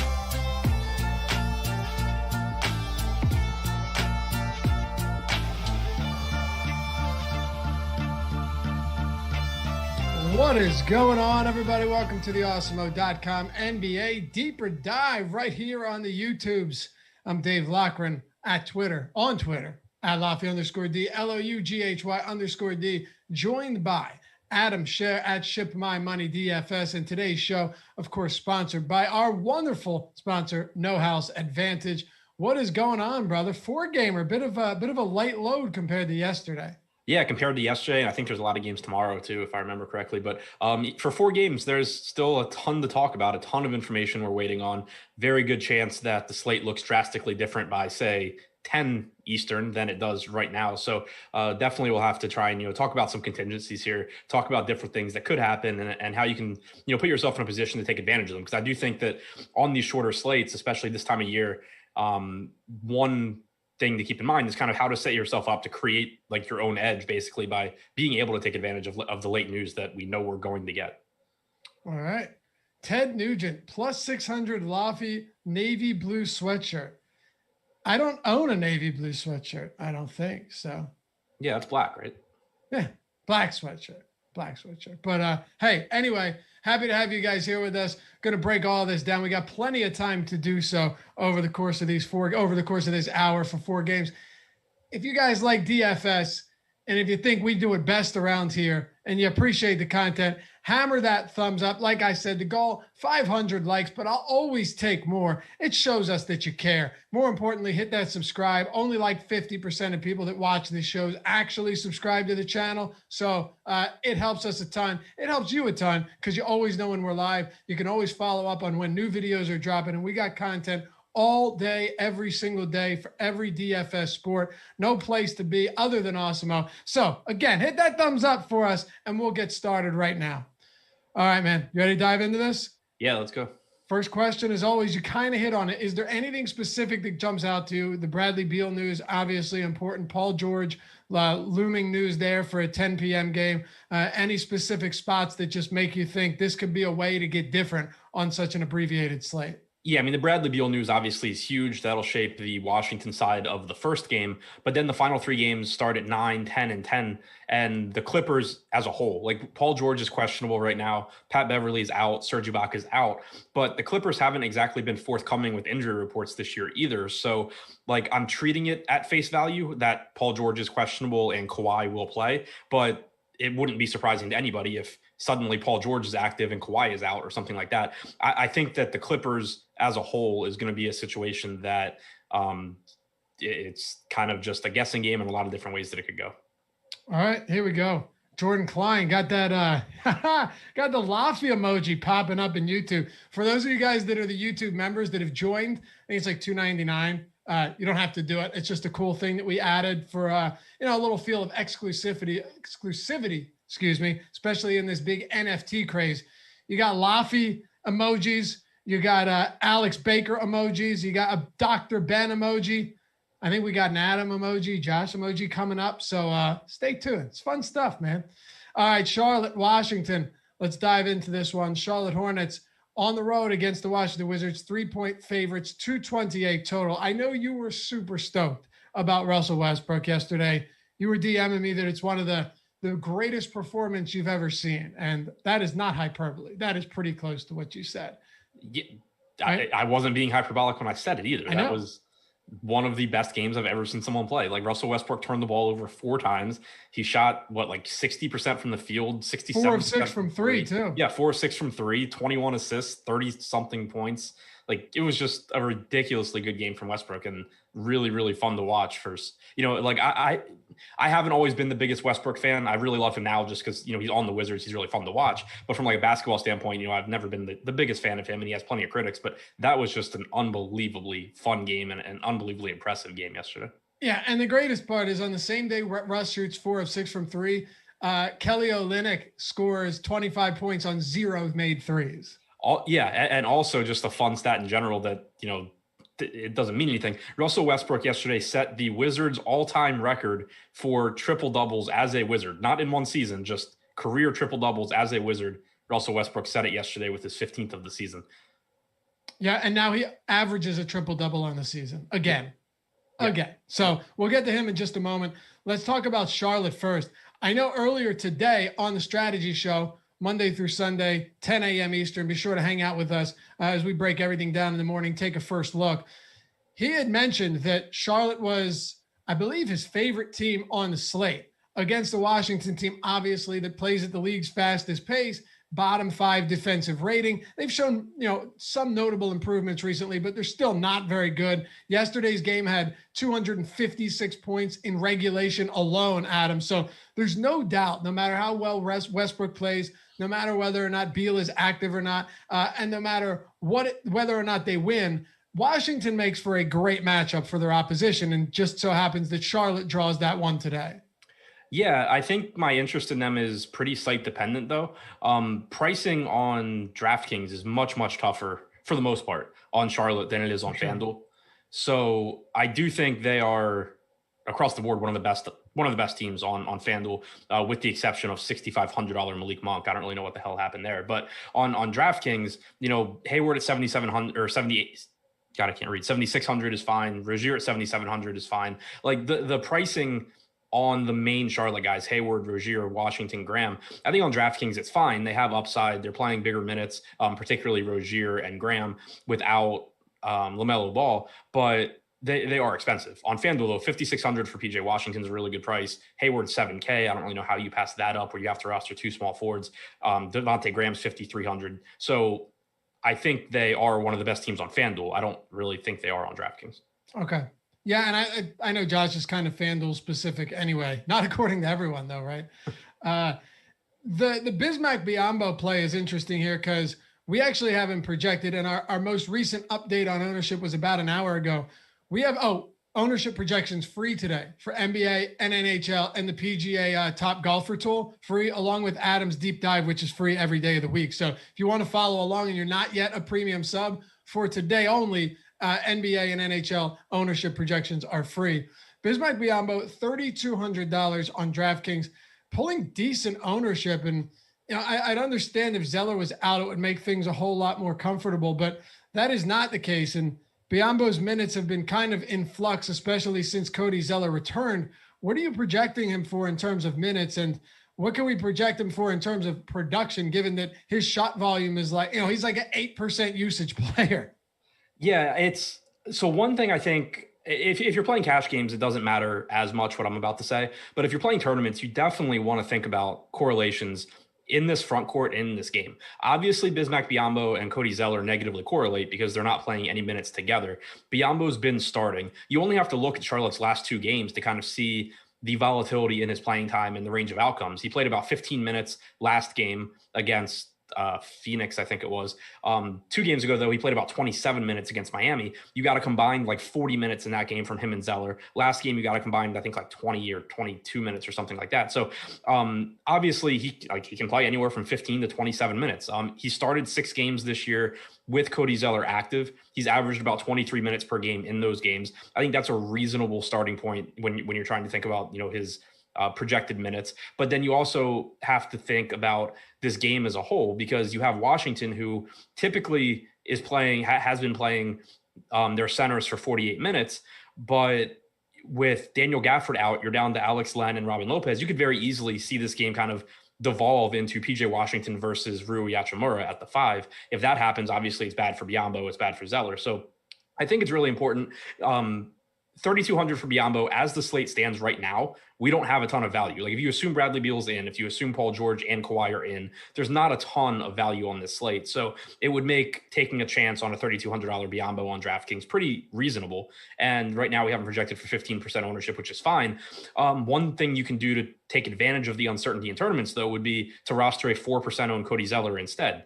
Zeller's most likely going to play fewer minutes than Biyombo, but that's not a guarantee. And if he does happen to play more minutes, you're just leapfrogging a ton of the field that use Biyombo for value instead. So that's one way you could go. Also, I would just be not too excited about playing like Biyombo and PJ Washington together on DraftKings, because Washington's most valuable minutes are going to come with Biyombo on the bench. I think it's fine to play Biyombo and Rui Hachimura, but I do think that Hachimura's biggest games probably come if he's getting run at the 5, which could mean Biyombo's not on the floor. So definitely would be not playing him with Zeller, would be knocking his projection a little bit, or knocking PJ Washington's projection a little bit in the same lineups with Biyombo. And then, a little bit of negative correlation, I think, too, with Rui.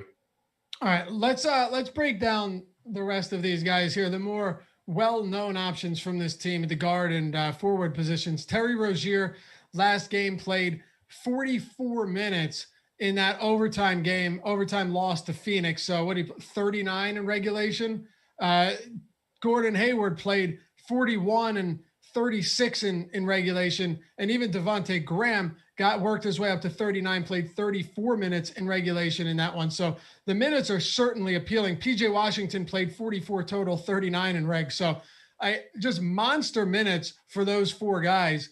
Do you anticipate that continuing today? Because if that's the case, in a game that only has a 3-point spread, understandably, the pricing is different on DraftKings and FanDuel. You already pointed that out. But if they see similar minutes in a competitive game against Washington, given this pace-up spot, that could be a huge boon to their success, because the more minutes, that's all you can ask for with these guys. Yeah, I'm not expecting 38 or 39 minutes again. It certainly could happen. But one thing to note is that Malik Monk was out for that game. He's probable tonight. But I still expect that you're getting at least, 34, 35 minutes from Rozier, from Hayward. Washington certainly has the potential to play 36 minutes. Graham probably gets like 32 to 34. And then I think Monk comes back in and plays around 26. So it's still, all these guys are, I think, high upside plays in this matchup. Kind of touched on it before, that on FanDuel, they look more like priorities. On DraftKings, they look like guys that I'm fine with if I get them into lineups, but I'm not really sure that at their prices, they really stand out. The one guy, again, on DraftKings that does look much better than on FanDuel, actually, I think there's 2. Malik Monk clearly looks better on DraftKings than FanDuel, 4,900 versus 6,500. But Miles Bridges, I think, actually looks a little bit better on DraftKings than FanDuel, even though he's the same price on both sites. Normally that means someone is more favorable on FanDuel, but PJ Washington's only $500 more at power forward on FanDuel. Marcus Morris, who we'll talk about later, is $600 less expensive. So I actually think Miles Bridges is a better play on DraftKings than FanDuel. Okay. Christian Lemons says Chandler Hutchison 30 burger. We'll get to him right now with a $6.90 super chat. I see what you did there, fella. Anything else for Charlotte? No, I think that's about it. All right. So Russell Westbrook, 94 DraftKings points, 94.5 to be exact yesterday. Just a phenomenal performance with Bradley Beal out. Bradley Beal dealing with that bruised hip is questionable today. It is the only game tipping off at 7 o'clock, so we should have that well before lock. That's why you stick around for the Live Before Lock show coming up right after this, as Greg Ehrenberg and Terry McBride take you up till 7 and give you any breaking news and whatever those implications may be for your lineups. But let's start it off with Westbrook here, with and without Bradley Beal. I mean, if Bradley Beal sits, we all know the answer. We all know what needs to be done. But what if Bradley Beal plays tonight, given the way Westbrook has looked of late? I'm still playing Westbrook because obviously he's a better play if Beal sits. Like, he just put him in your lineup. Don't think twice about it. But even if Beal plays, I mean, you're talking about a slate where the only two real superstars to pay out for are Westbrook and Jokic. Both obviously really, really good options. But, Westbrook, like you said, he's averaging a triple-double for the season. Even if you just sort by games that Bradley Beal has played, he's averaging a triple-double. He's been even better since the All-Star break. He's just playing really, really well, and he's not that expensive. He's $10,900 on DraftKings. I think he's $11K on FanDuel. That's not that expensive for a guy that we said it at the beginning of the year that this was just such a great team for Russell Westbrook to be on from a fantasy standpoint, because he's going to get plenty of usage. He's going to get assists, and he's going to rebound because nobody else on the team can. So it's still just a great spot to get the Westbrook with or without Beal. Obviously, he projects higher if Beal is out. All right. So Bradley Beal's actually the one pulling a lot of ownership today on DraftKings. 31%. Again, ownership projections free today for NBA. 42.8% on FanDuel, man. So an underpriced, or at least much cheaper Beal than Westbrook, 88 on FanDuel, 89 on DraftKings, is certainly getting the public's attention tonight. Yeah, as it should. I think that if Beal plays, obviously it's risky because he missed last game with an injury. He left 2 games ago with an injury partway through. And I had said prior to that previous game that I thought there was a chance Beal had been playing through an injury just because he's been playing really poorly since the All-Star break. 1.1 DraftKings points per minute, only a 30% usage rate since the break, compared to 1.35 DraftKings points per minute and a 34% usage rate for the season. So you could see something, different in his game. But all that being said, the salary is at about as cheap a price point as you're ever going to get for Bradley Beal. And if he's in, my general rule on injuries is that I just assume he's healthy enough to play. Like, I don't think the Wizards are playing him through a bad injury. He's not going to tell me before the game how he's feeling, so I can't really adjust his projection based on how hurt I think he is. I don't really have any information to go on other than he is healthy enough to play if he plays, and I assume he's going to do something close to what he normally does.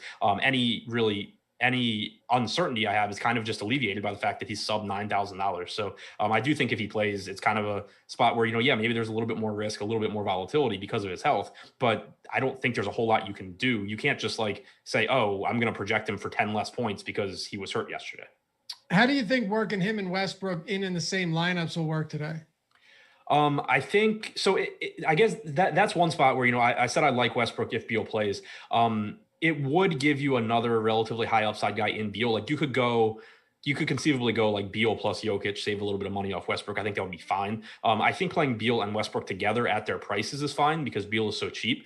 Westbrook contributes enough in the way of peripherals that he doesn't have to score 30 plus actual points to have a big game. And the Wizards aren't good enough that you expect them to blow Charlotte out. Even if Westbrook and Beal both have good games, it's probably just going to be a competitive game. So I don't have any issue playing them together. I think, if Beal's in, it would lower my Westbrook exposure and lower the ownership in general, just because it's one more piece that I can pay up for on the slate. And it does lower Westbrook's projection a bit, but no real issue at Beal's price having him and Westbrook together. All right, Mr. Pibb with I know where this is going. Would you rather have a more even build? Oh my, there it is. I was going to say, he asked a actual real question, and there it was. Would you rather have what's that? I said I would definitely punt with Kevin Stadler. Yeah. Okay. So you're on to it now. Would you rather have a more even build, PJ Washington and Gordon Hayward, spelled Hey, or would you rather have Nikola Jokic and Hugh Jass? Hugh Jass. Yes. Oh, that's the question right there. Solid. And he kept it, I guess, remotely family friendly. I could have thought of some better ones, but thank you once again for the super chat just to get me to say wild shit. Anything else we want to touch on for Washington? You were right, by the way. Gafford not playing today after not being able to walk off the court yesterday. Pretty rough injury he had there. Thoughts on the rest of non-Beal Westbrook Washington Wizards tonight? Yeah, a ton of stuff to talk about here. So Rui, I'll just do my best to kind of lay it out, Beal in and Beal out. Rui is fine either way. He's been playing huge minutes. He's averaging over 35 minutes per game since the All-Star break. His production goes up if Bradley Beal is out, as you would expect. So he looks better if Beal is out, but he's still a strong play if Beal's in, just based on how many minutes he's playing, particularly on FanDuel. He's sub 6K at small forward, so that's really valuable. Denny Avdia has been in the starting lineup the last two games, played about 27 minutes in the first one, about 32 minutes last game. I think the playing time is still somewhat volatile for him, but if Beal is out, the minutes are certainly more secure. You're still talking about someone that averages about 0.7 DraftKings points per minute in his starts with Westbrook this year. So certainly keep your expectations in check, but getting 28 to 30 minutes from a close to minimum salary guy on this slate certainly has value. Howell Neto is also questionable, so you have the potential to be really shorthanded with Beal and Neto out. I know someone had mentioned Chandler Hutchison before we got to the Wizards. Hutchison played about 25 minutes yesterday. He played the final 18 minutes of the game, played really, really well. He's someone that I think you could definitely see Scott Brooks look to reward here. I think the playing time is volatile, and obviously there's more minutes available if Beal and or Neto are out, but I expect it to be, if those guys are out, I expect you get a hot hand situation between Jerome Robinson, Garrison Matthews, Chandler Hutchison, and to a lesser extent, Avdia. Hutchison certainly could get substantial minutes again. Like, it's not very difficult to win a hot hand situation with Jerome Robinson and Garrison Matthews. So I think at 3K on DraftKings, 3,500, minimum salary on FanDuel, Hutchison is a perfectly fine option. So is Jerome Robinson, who's still the minimum salary as well if he starts. He played 20 minutes yesterday, but did deal with some foul trouble, lost a nice chunk of playing time. So, I think that I wouldn't be wanting to play I wouldn't play more than two of Avdia, Hutchison, Matthews, Robinson together. If Beal is out, I don't think, but if Robinson starts, I think him and Hutchison would both be fine options at minimum salary.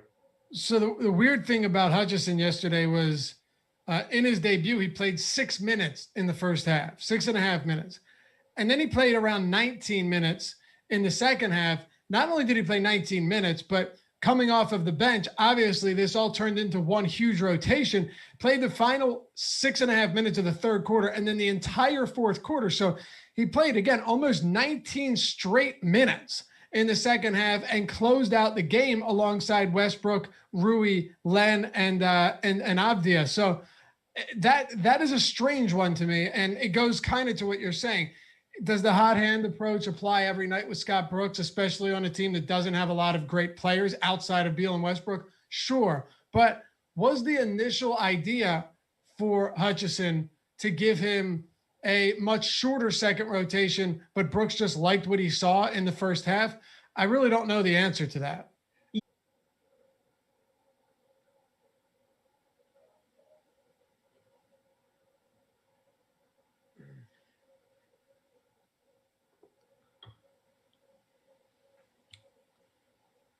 Hold on, we might be back. We're back. All right. All right, here we go. It's about to blow a fuse there. Not your fault, Jordan. Sometimes these things just happen. When you're doing things remotely, that shit can happen sometimes. So thanks for bearing with us. Anything else for Washington? I think we covered both of them. Need to touch on the center spot. With Daniel Gafford out, obviously Mo Wagner not on the team. I talked about it with Charlotte that the front court rotation in this game could go a variety of different ways. And it's the same thing here with Washington. Alex Len has started 8 games this year where Wagner and Gafford were not playing. And so it was basically him and Lopez. He's averaged almost 24 minutes per game, 1 fantasy point per minute. That obviously makes him a good value if he gets those minutes on this slate. My concern, again, would be that this game could just turn into Rui versus PJ Washington, but we have seen Scott Brooks for the most part this year look to just play centers at center. So, I think that Len is cheap enough where he's worth it's worth gambling on him. Just understand that the minutes are very volatile. They are a little bit better though now that, Gafford's out. Okay. Philly and Denver. Man, Josh and I spent a lot of time on this morning, just talking about like any way the Philadelphia 76ers are going to be able to contain Nikola Jokic without Joel Embiid. And in a specific matchup like this, how much his absence can swing a line against someone like Nikola Jokic. I like the Nuggets laying 5 points, grabbed them at 4.5 earlier in the day, but I still like them at 5-point favorites at home. Sixers on like the 6th game of a 6-game road trip without Joel Embiid. It just looks good for Denver. 221 total here. But outside of that, and go to oddshopper.awesemo.com for all of your sports betting needs. You can shop odds from every book, especially if it's legal in your state. You can track all of your bets. You can set up alerts and notifications for when a line shifts the way you're looking for, then you can hit it. You can search all player props by name. And the coolest part, with our player props, Alex Baker, Awesemo himself, just included an expected ROI and an expected win percentage column, little tools there on the side next to these props, which is hugely advantageous when deciding on which props to pick every day. Oh, and did I mention it's completely free? All of it, oddshopper.awesemo.com. Go check that out today. And I'm hitting Denver -5, but we'll start it with Philly. What are your thoughts on the Sixers up here in Denver?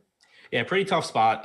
Denver hasn't been that great defensively lately, but they added Aaron Gordon, which should make them a better defensive team. The bigger issue is that Denver's 26th in pace over the last month, so don't really like that. I do think there's a couple spots you can look to on Philly, though. Tobias Harris has been very, very good in the games he's played without Embiid and with Simmons this year. Total of 12 games. He's averaged about 1.25 fantasy points per minute. Usage rate goes from about 21% to like 27 or 28%.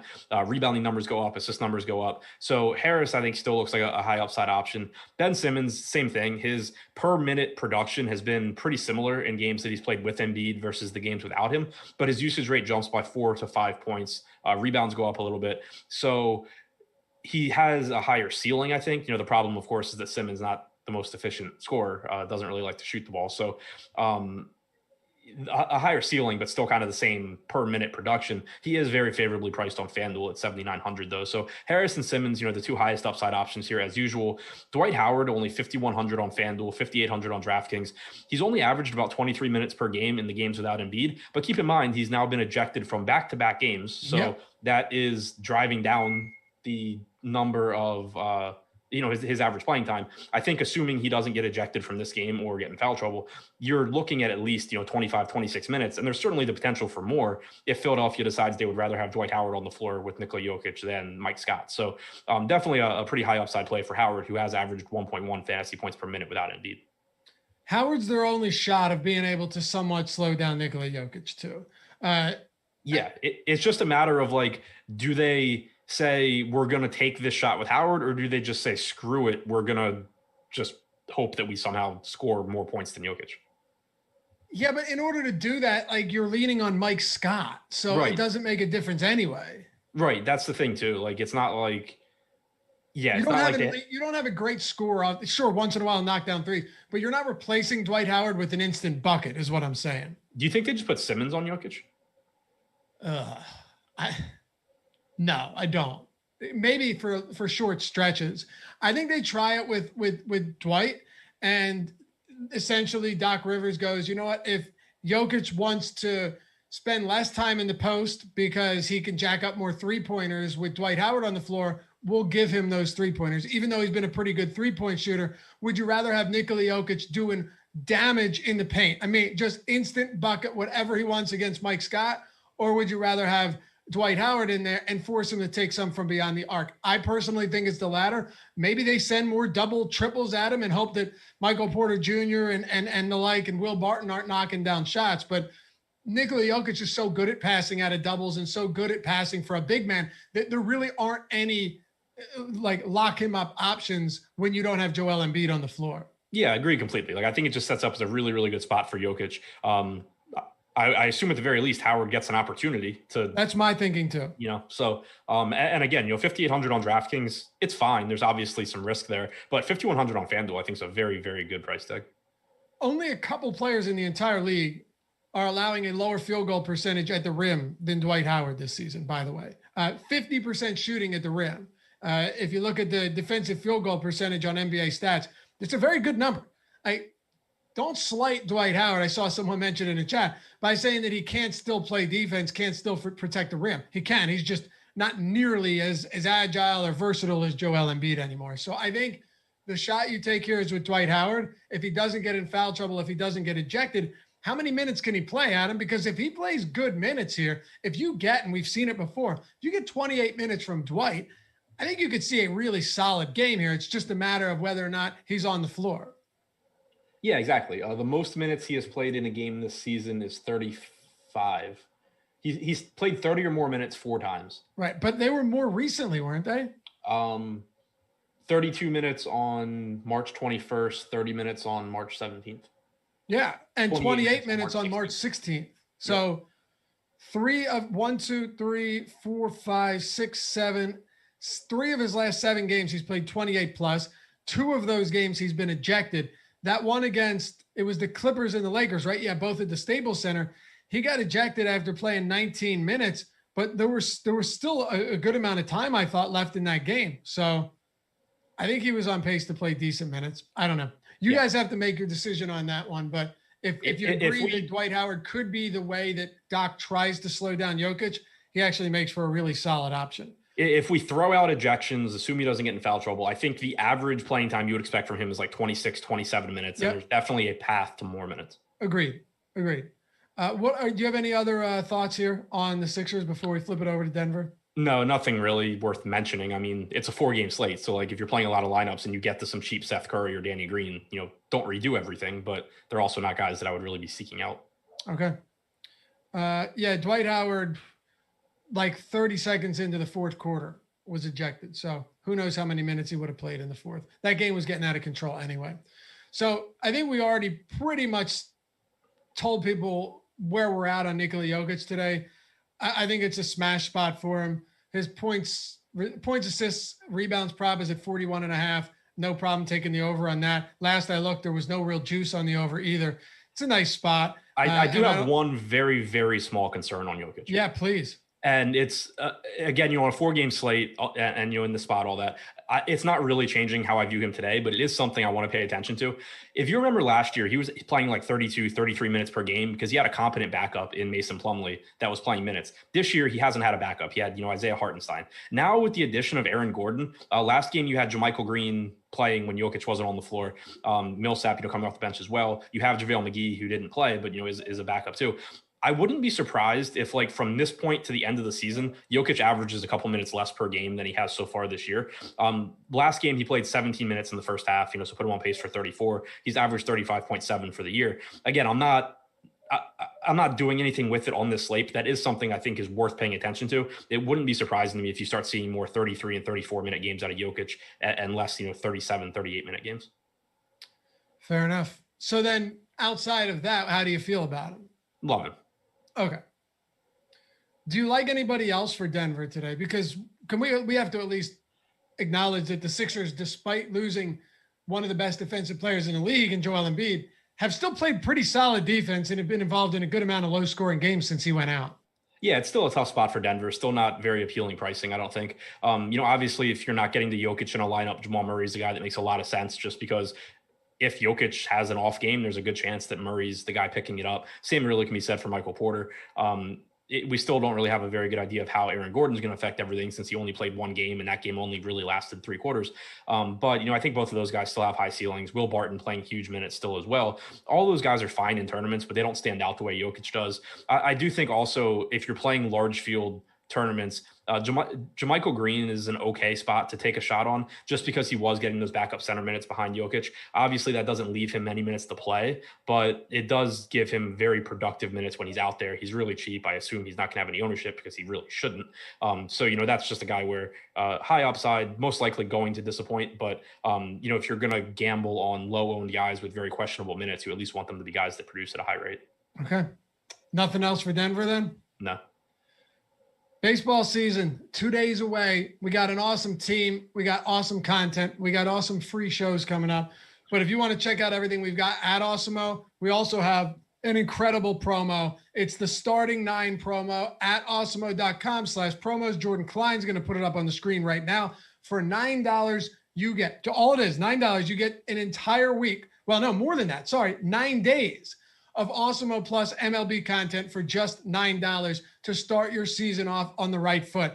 Ownership projections, player projections, the lineup builder, and one thing that Adam and I talk about all the time, it is such a valuable tool, is the MLB Top Stacks tool. It is fantastic. And Adam, since we have a little bit of time, I would love for you just quickly, before anyone jumps in and hits this promo, just so they understand how to better utilize these tools. How would you say is the best way to use a tool like the Top Stack tool for someone that wants to do the promo, but might not necessarily be familiar with some of these advanced tools? Using it, the best way to use it, and it's the same for all sports really, or versions of it, is to just compare the chances of success to ownership. It puts the ownership in context, instead of just saying, oh, they're 20% owned, I don't want to play this offense. If that offense has a 40% chance of being the top scoring offense on the slate, you should be playing a lot of them at 20% owned. If they have a 5% chance, you shouldn't be playing any at all, really. So it just puts it in the context. It shows you pretty easily the teams that we're projecting to be lower owned than they should be relative to their chances of success. It's just a really, whenever people talk about stats and talk about numbers, it's always important to put everything in the context, and that's the tool that does it the best. For sure. And the one thing I love about it, it's not just the ownership in context to where they should be, but it's also, hey, these guys are really expensive, but they might just be way too low owned because of that price. They might be a good value, but everybody's playing them, even though they aren't a very good stack. So you use ownership in conjunction with the value, you use it in conjunction with the salaries, and it's an awesome tool. But that's just one tool that we have out of so much else that we have for baseball. So come join the family over at Awesemo, at least for 9 days. I think you'll want to stay. Starting 9, all one word, 9 days Awesemo Plus, and join the premium Slack chat when you do. That's involved with that's included with your subscription. Great community, and also office hours where you've got pros every day from Awesemo taking your questions and helping you become a better player. All right, Orlando and the LA Clippers. Dude, this Magic team, what a mess this is. It's intended, it's by design, but they're 11.5-point dogs against the Clippers, 215 total. Still waiting on that Paul George news. But I want to start with one player, because one of the most enigmatic players in the world. You showed me a tweet of his the other day that was one of the greatest tweets of 2021. Terrence Ross saying, I'm the captain now, as everyone departed the Orlando Magic. We know this guy loves to chuck it. Absolutely loves to chuck it. He's like a 38% usage player and 1.35 DraftKings points per minute guy without Fournier, without Fultz, without Aaron Gordon, and without Nikola Vucevic this season. So the floor is yours. Is it worth getting to him at a $7K plus price point with how much volume we could possibly see? Big ownership question for me right now. 2% projected ownership on DraftKings at 7,100. I think makes him a good target in tournaments. Like, for example, the first guy that comes to mind in that price range is Gordon Hayward against the Wizards, who I really, really like. I think he's a really good play. He's a pretty safe option. He has a decent ceiling. 2% on a guy that is just going to shoot the entire time he's on the floor. And I'm saying this assuming that we don't get word that he's on a minutes limit. If he's on a minutes limit, just completely ignore it. 7,100, I think, is too expensive for Terrence Ross's medium projection. But if you're going to overpay for people in tournaments, you want it to be for someone that has a volatile range of outcomes. And there's a couple things here to like. For one, we haven't really seen games where Ross is just playing the entire game without these guys. So he could be even better than we're expecting. He might, be more efficient than we think he's going to be. But also, he's just going to shoot a lot. And even if he is on average inefficient, and that's what makes him overpriced, he's going to have some games where he just shoots the lights out on, 20 field goal attempts or something. So you're just getting a guy who is going to be a huge part of Orlando's offense, assuming he's not limited. And if the ownership stays low, I think he's a really interesting tournament option. If closer to lock or closer to their game, ownership comes up, you're still talking about a scoring dependent player that's overpriced, and you wouldn't really want to get there at that point. Right. And I know it's not a great matchup, but I'm just looking at 2% ownership, and I see someone that if he took 30 shots today, neither you or myself would be like, man, how did I miss that? Right. There's just also the possibility that he shoots 5 for 25. Yeah, so, but there's also the possibility he shoots 13 for 25. Exactly. And there's also a possibility that he shoots 15 for 25, has 33 points and like 2 rebounds and an assist. Yeah, there's also the possibility he has 33 actual points and finishes with 30 fantasy points. Exactly. So yeah, he's actually played 234 minutes this year without any of Vooch, Gordon, or Fournier on the floor. What about Fultz? What'd you say? I said, what about Fultz? Don't worry about it. I just thought he might be semi-important given, the ball handling role. Fultz has played 0 minutes without those guys on the floor. Okay. In those, Ross has a 37.7% usage rate. I meant without Fultz with those. So I meant Fultz included as out with all those guys, but I guess he hasn't really played many minutes at all. Yeah, Fultz has played 0 minutes without Vooch, Gordon, and Fournier. Okay, gotcha. Yep. Yeah. Ross has averaged 1.35 DraftKings points per minute, 37.7% usage, 10.7% assist percentage, 7.5% rebounding percentage. So not much in the way of peripherals, but almost 38% usage and 1.35 DraftKings points per minute. Okay. Well, that makes sense to me then. Let's move past Terrence Ross and on to just a mess of an Orlando team right now, which is one of the reasons Terrence Ross could have such high volume, is because look at the rest of this team. I mean, I'll throw it straight over to you and stop talking. What are you doing with Orlando outside of Terrence Ross, who's a speculative tournament play? Not a ton. I don't really love the pricing here on these guys. There's certainly upside when you talk about guys like Michael Carter-Williams, who has about a 25% usage rate without Vooch, Gordon, or Fournier on the floor. He's averaged 0.92 DraftKings points per minute, but he's not exactly cheap. Khem Birch, shouldn't produce at as high a rate with Carter back and Carter-Williams back and Ross back. It's not really a team that I'm that interested in, with the exception of some tournament shots at Terrence Ross. Rashin Patel says, what positions would you recommend to keep open for late swap on FanDuel? Also, who do you guys consider the better single entry NBA DFS player between you two? Thanks for all your help. Love the show. Definitely Adam. That's why I'm the host and he's the analyst. And I'm going to ask him this question. Are there any positions you would recommend to keep open for late swap on FanDuel? I guess he's referring to this potential Paul George news, man. Yeah, I mean, it's obviously tougher on FanDuel because you're locked into specific roster construction. It is nice that Terrence Ross is a shooting guard. So, if you play Paul George, it's not ideal to have to swap to Terrence Ross, but you can.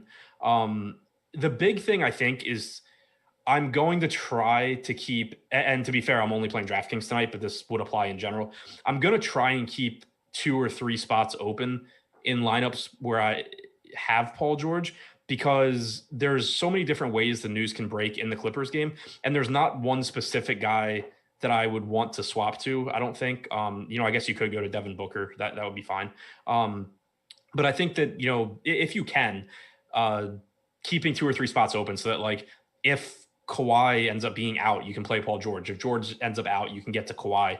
So keeping, a couple different positions open. But really it revolves around George and Kawhi, because if only one of those guys plays, you're going to want the other one in your lineup. So if you end up with only one, it's not the end of the world. You would just have to go from George to Devin Booker. But the problem there is that you're going to be going up against a lot of people that have more flexibility and they're able to get Kawhi into their lineup if George is out, which is obviously a better alternative. So just keeping a couple of spots open there and hoping, we get Clippers news by the 9:00 game. All right. Thank you for the super chat, sir.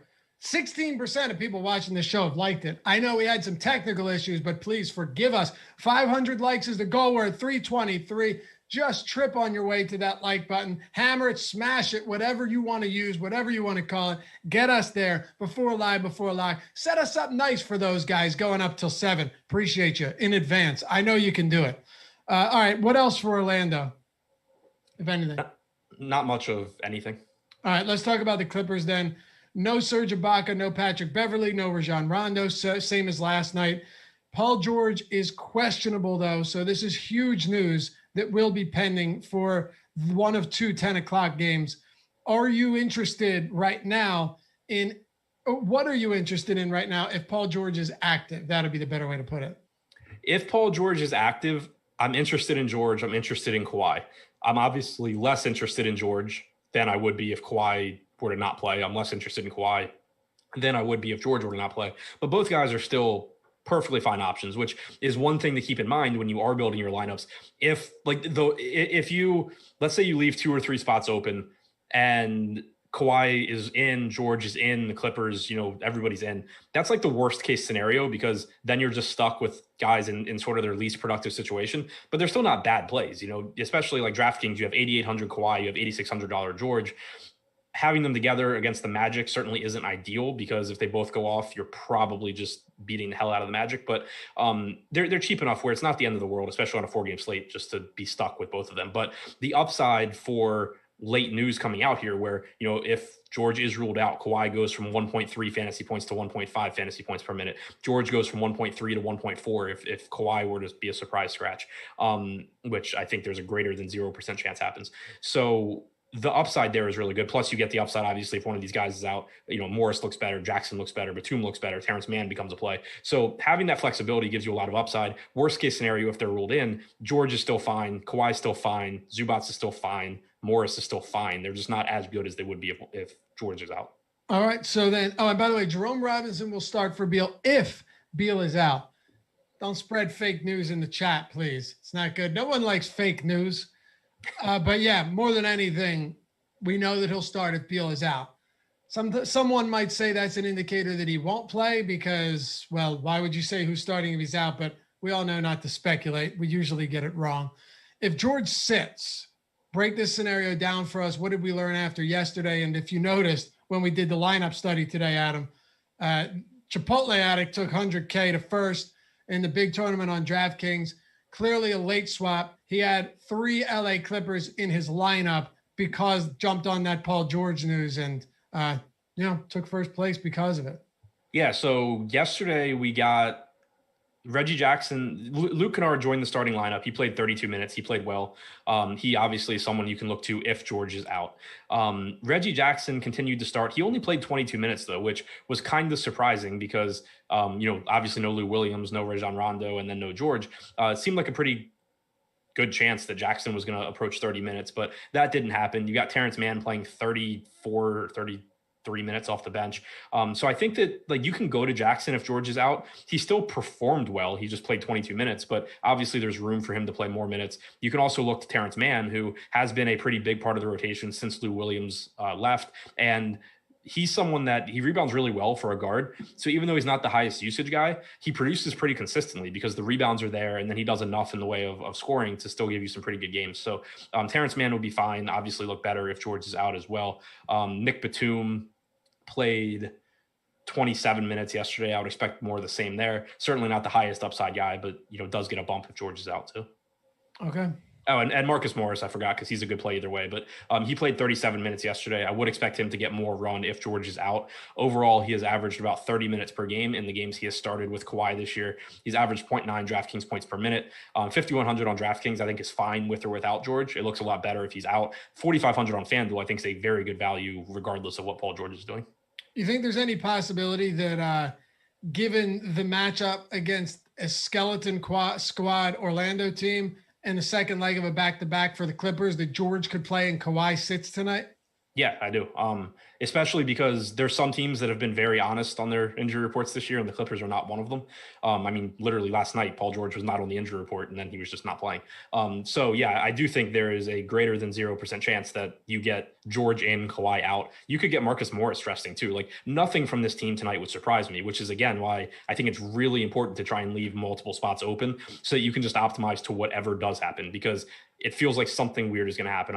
We don't know which guy it's going to be that sits. One thing that you can look at too, and this is DraftKings in particular, since you have more roster flexibility, Kawhi Leonard is $200 more than Paul George, which is nice because you can just play Kawhi at utility. And then, if you got news that Kawhi was out and George is in, you just turn him into Paul George. All right. Let's close this one out. Then we turn it over to the Live Before Lock crew. You certainly want to stick around for that. Remember, our sponsor, No House Advantage, gives you $20 a match deposit when you sign up using the promo code Awesemo. And all of the tools to win at No House Advantage are free at Awesemo.com. It is the player prop tool created by Alex Baker, Awesemo himself. The optimal lineups tool, also from Alex Baker. And all of those lines, all of those props throughout the day are static. They don't change. While they change on DraftKings, FanDuel, other books, right, where money comes in heavy on one side, moves the line, it doesn't happen here. So if you fancy yourself to be pretty sharp, pretty intelligent, and understanding how to take advantage of these things and how to use the tools along with them, it is a great, great spot to build your bankroll. It's peer-to-peer player props in contest form. And when there's a spot to build your bankroll, when you have the edge by using these tools and by using what you got up here, use that. And even if you want to say, I'm going to take it over to DraftKings FanDuel afterwards, and I'm going to try and win the bigger money there, go for it. But what better spot to build your bankroll right now than a place like No House Advantage when we're feeding you free tools to go along with it in the process? Go to No House Advantage, download the app, and use the promo code Awesemo to get a $20 match deposit when you sign up and deposit over there at No House Advantage. All right, Atlanta and Phoenix, time to wrap this one up. Phoenix Suns, 6-point favorites at home, 221 total. We'll start with the Hawks. DeAndre Hunter, Lou Williams, questionable. Except, actually, was Lou Williams out yet? I don't think he is. He's still questionable, right? Yeah, he's still questionable. Not that it makes a big difference. What are your thoughts on Atlanta? Anybody in a tough matchup stand out to you? Nobody stands out as a top option, I don't think, but you definitely, it goes without saying Trae Young has a high ceiling and he's someone that you can look at here. Phoenix has been very good defensively both for the season and recently, second in defensive rating over the last month. But, Trae Young is someone that has a high ceiling, and, he's not the worst option if you have to late swap, if you have to late swap from Paul George or Kawhi or both or whatever. Trae Young certainly someone to get to. Clint Capella at 7,400 on DraftKings, I think, makes for an interesting tournament option. He's averaged about 28 minutes per game since the coaching change, but there's been a couple of games where his rotations recently have looked really promising, and then there's been foul trouble or blowout, but it looked like he was going to get a couple more minutes. He's averaged over 1.3 DraftKings points per minute, and going to guys like that in tournaments is just always really appealing, because if they do play more minutes than average, then you're getting a big game and potentially a slate winning score. So DraftKings in particular, I think Capella looks like a good tournament option. He's really expensive on FanDuel. John Collins is sort of the same thing. Just the minutes are volatile. The production's not as good as Capella, but he does still have a pretty high ceiling. But it's mostly Young on either site, and then Capella on DraftKings for me. Okay. Then we move over to the Phoenix side. The Suns ownership right now, one more time, free at Awesemo today. Be sure to follow along with us. If you're not yet a premium sub, only today is it free. DeAndre Ayton getting a little bit of love here, $6,400 on DraftKings. Booker, $8,300, like you said, might be a decent late swap off of George if he's out. And then Chris Paul, Jay Crowder, Miles Bridges, all of them coming in that low double digits range. So is Phoenix a team among the 8 that we've talked about, 7 that we've talked about so far, that stands out to you as a spot we can really exploit? Not really. There's some guys here that I think are fine as like a last piece in. Atlanta, since the coaching change, has been the second slowest team in the league to Miami. They're in the middle of the pack in defensive rating under McMillan. Devin Booker and Chris Paul are both at price points on DraftKings that are kind of tough to get to. FanDuel a little bit more favorable, Paul at 7,600, but still just not a matchup that I really like. But we know both of these guys are capable of having big games. Devin Booker, 30+% usage rate in his games with Paul this year. Paul's been very productive too. So certainly not guys that you're going to be upset if you have to late swap to them if you do lose as part of a Clippers swap. DeAndre Ayton, I think, is reasonably priced, 6,400 on DraftKings. He's averaged 30 minutes per game this year. We've seen him play at least 29 minutes in 5 straight games after failing to reach 30 minutes in his previous 8 or 9. So the playing time kind of volatile, and he has the potential to play more than 30. He has the potential to play less than 30. It kind of just averages out to 30 minutes, which is fine at his salary. 1.1 DraftKings points per minute. I think that he's going to be a little bit easier to get to on DraftKings. You just don't have quite as much in the way of underpriced mid-range guys. Like on FanDuel, you have that $5,100 Dwight Howard that's going to make it really hard to pay $7K for Ayton, I think. But on DraftKings, it's going to be a little bit easier, where he's only $600 more expensive than Dwight. Mikal Bridges, 0.8 fantasy points per minute this year, averaging about 33 minutes per game over the last month. Certainly not an exciting guy to get to, but small forward's a pretty weak position on this slate. So I think Bridges has a role as like a last guy in type piece. Okay. So it's pretty much Atlanta, Phoenix, your least favorite game from what I'm understanding. Yeah, kind of. Yeah, I mean, like Philly and Denver, I don't have a lot that I love, but there's at least like 1 or 2 plays that I really like. Atlanta, Phoenix, it's kind of like there's 6 or 7 guys that I think are viable, but 0 that I think are top options. So when I'm looking just lineups today, looking at the player pool, looking at ownership and everything as we wrap up this slate, is there really any value right now with the Beal news and the Paul George news hanging in the balance? Let's say both of them play. Yeah, so like if we say Beal plays and we say George plays, the value is guys like Bismack Biyombo, Alex Len, Denny Avdia starting alongside Beal and Westbrook and probably shooting 5 times. So that's the case where like for example, in the Denver game, I mentioned JaMychal Green as a guy that probably is going to play like 14 minutes, but produces at a high rate. That's the kind of guy where like if the field is forced to go to Bismack Biyombo and guys like that, JaMychal Green in large field tournaments carries some appeal because none of the value is good. Why not take a shot there? If Beal is out and George is out, which, obviously we might not know before the 7:00 game, there's going to be actual good value. Like you're going to have multiple 3K guys on Washington to take a chance on. You're going to have a bunch of cheap plays from the Clippers to go to that are going to just make it kind of pointless to take a risk on something like Green. Also a good example of that is, if we get news that Beal is in, we might not have that George news yet, but you're going to get, if Beal's in, you're going to get lineups giving you more Bismack Biyombo and giving you more Alex Len. In that situation, Biyombo's ownership obviously is going to go up. That's the type of situation where moving to Cody Zeller in large field tournaments has more impact too, because it's unlikely that play works. But if it does, you want to leverage against as many teams as possible that have Biyombo. So if only 10% of the field has Biyombo, you're not really gaining that much if Biyombo fails and Zeller has a decent but not good game. If Zeller ends up being a better play than Biyombo and gets 24 points or something, and Biyombo's 35% owned, that gives you a sizable leg up in tournaments. No doubt about it. And a lot of comments in chat about Chandler Hutchison being a good value regardless. I think both of us said it. First of all, you have no idea. Second of all, if Beal plays, then how many minutes are you giving Chandler Hutchison in his second game with the Wizards? Right. That if Beal and Howell Neto both play, I don't feel comfortable there at all. So like thinking about the Wizards rotation there, Beal is out. Howell Neto is out. All right. So yeah, Chandler Hutchison, very good play. Okay, there you have it. Let's. You said they're both out, right? They're both out. Yep. Okay, then yeah, you're getting, obviously you're taking Beal's 35, 36 minutes off the floor. You're also taking Howell Neto about 20 or so minutes. Yesterday he played, I'm trying to pull it up now, but it's not loading. Yesterday Neto played 19.1 minutes. So and normally he's playing around 20 to 22. So you're taking like 55 to 60 minutes out now. Avdia was already starting, so he's not really getting too much extra. Like he can soak up a few of those minutes, but that's going to be like 50 plus minutes that go to Jerome Robinson and Chandler Hutchison mostly. So we got 2 minutes. Let's dig into this just a tiny bit more. How much, and you just covered a lot of it, but how much does it change your perspective on this slate? We just said, like, if Beal plays, then your value is really, really scarce, right? Just a dearth of value across the slate. Now Beal being out and Howell Neto open up a lot. Where would you rank the value plays today among the rest of the slate with the assumption that Paul George is still in? So I think the other really important thing here, not only do you get 2 minimum salary guys that are going to be needed to soak up minutes for the Wizards, they also are both small forward eligible, which is a really bad position today. And that's on DraftKings. I think on FanDuel, Robinson's a shooting guard, but still not the deepest position either. The reason that's important is the only 2 guys that are above 10K on the slate are Westbrook at point guard and Jokic at center. If the best value was going to be Biyombo and Len, it was going to put you in a really weird situation where it gets really tough to get to Jokic.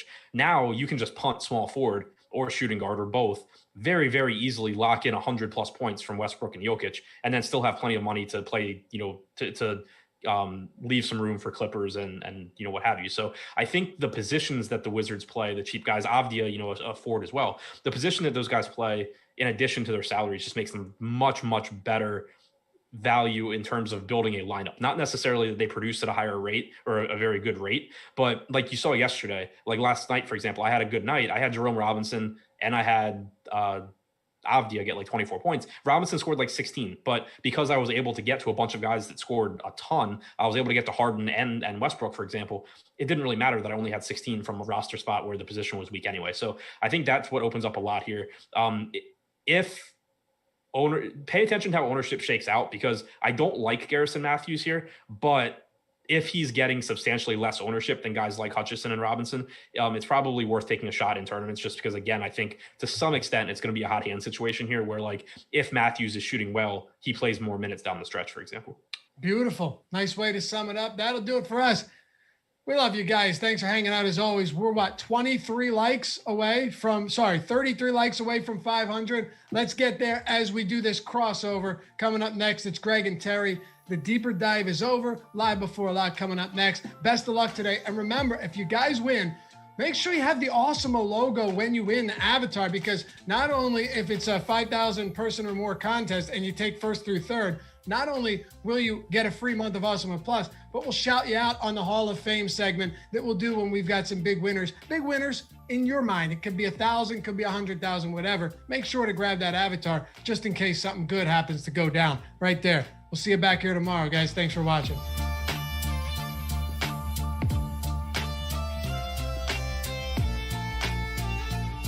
All right, boys. See you guys.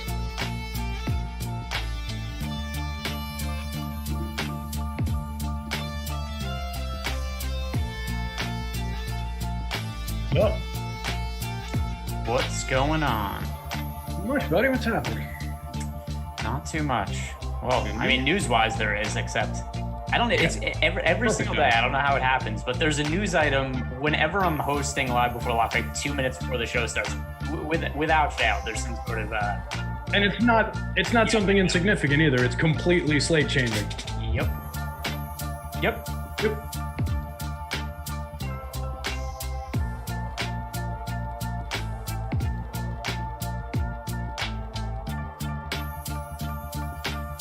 There we go. We got the update in.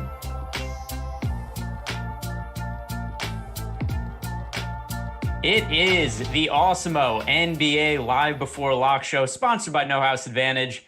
And once again, without fail, we've got news that breaks right before the show kicks off. I don't know how much time Loughran and Adam had to talk about the latest news, but Bradley Beal is out, and we also have Hot Will Neto is out for the Wizards. So once again, we have Russell Westbrook as a chalk play. I'm right now just kind of trying to update some of my numbers here, looking at some of the Washington Wizards on-off court stats. Here's the good news. We had this situation yesterday, and we kind of generally know what to expect. You know, Russell Westbrook, I don't think he's going to repeat his 95 DraftKings fantasy point performance from yesterday, but I think he's pretty clearly the top spend-up option on the slate. There's a bunch of extra usage going to Rui Hachimura. We saw him have a good game yesterday. There's going to be some value that opens up, much needed value on the slate. So, Terry, overall, what is it that's really going to stand out to you from the Washington side of this game now that there is no Bradley Beal officially? Yeah, so I think, obviously Russ skyrockets. It was funny, just before I hit publish on my Optimal Plays article yesterday, I had Beal written up because he looked great if he was going to go, and I had all, he might not go. And just before I did that, he was scratched, so I had to drop a little Russ Westbrook thing. And it's the same exact disclaimer. Russ is going to look spectacular today. Whether he goes off to the degree that he did yesterday, look, he doesn't need to still deliver a pretty good game for us, particularly on a 4-game slate. So I think it's fire away on Russ. It just makes the point guard spot even just that much more interesting. I thought earlier in the day, it was by far the most important pay-up position, at least on the FanDuel slate. And I think that makes it, even more so. So what's going to be really interesting is to see whether some of this Washington value is going to allow us to roster Russ and Jokic, the two most expensive players on the slate, in the same lineups and still be like at all viable. Couldn't do that earlier, might be able to do that now. So I think that's going to be interesting.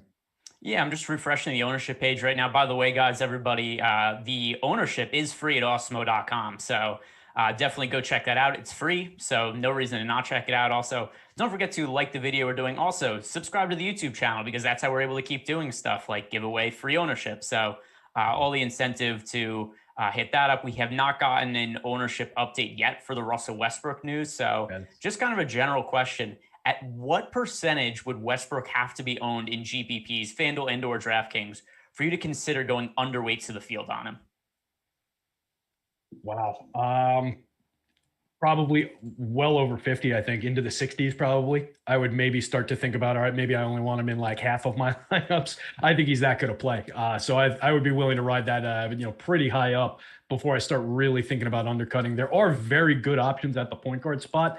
So it's not like we can't put together a couple other guys that are relevant on the FanDuel slate here. And then you get a few additional options over on DK. But I think it just makes sense to start mixing and matching some of those guys alongside Russ. He just looks that much better, about 15, 18 percentage points better on the FanDuel slate in terms of our optimal lineup rate. On the DK slate, it's more like 10 to 12 percentage points, but still, very much right there. And the ownership on DK is going to be just generally lower anyway. So yeah, I would have to smash that Russ Westbrook spot pretty hard. What about you? Is that something you would consider undercutting if it's lower than like where I was saying? So I have not updated my lineups for the Wizards news yet because like I said, I mean, the news came out literally at 5:58 p.m. Eastern time, and that was right before we were about to start the show. So I haven't been able to update my lineups yet. I'll do that as we go along, but I can tell you pretty confidently that at least as of now, he's going to be in 100% of my lineups, Russell Westbrook. And then the only way that changes is if we get some number like 70% ownership on Westbrook. For reference, the ownership that we had prior to the news, Westbrook was 33.4% projected ownership on FanDuel. Beal was 33.2%. And then on DraftKings, Russell Westbrook was already projected to be the highest owned player on the slate. This was before Bradley Beal was even ruled out. So with the expectation that Beal was in, we had Beal project for 21% ownership, Westbrook for 28%. So I do think that number, if I'm just guessing, but let's do a little over-under game, and the chat could play along too. What do we think the projected ownership ends up being for Russell Westbrook? I'm going to say 48%. You going over? Talking FanDuel, I'll go above that.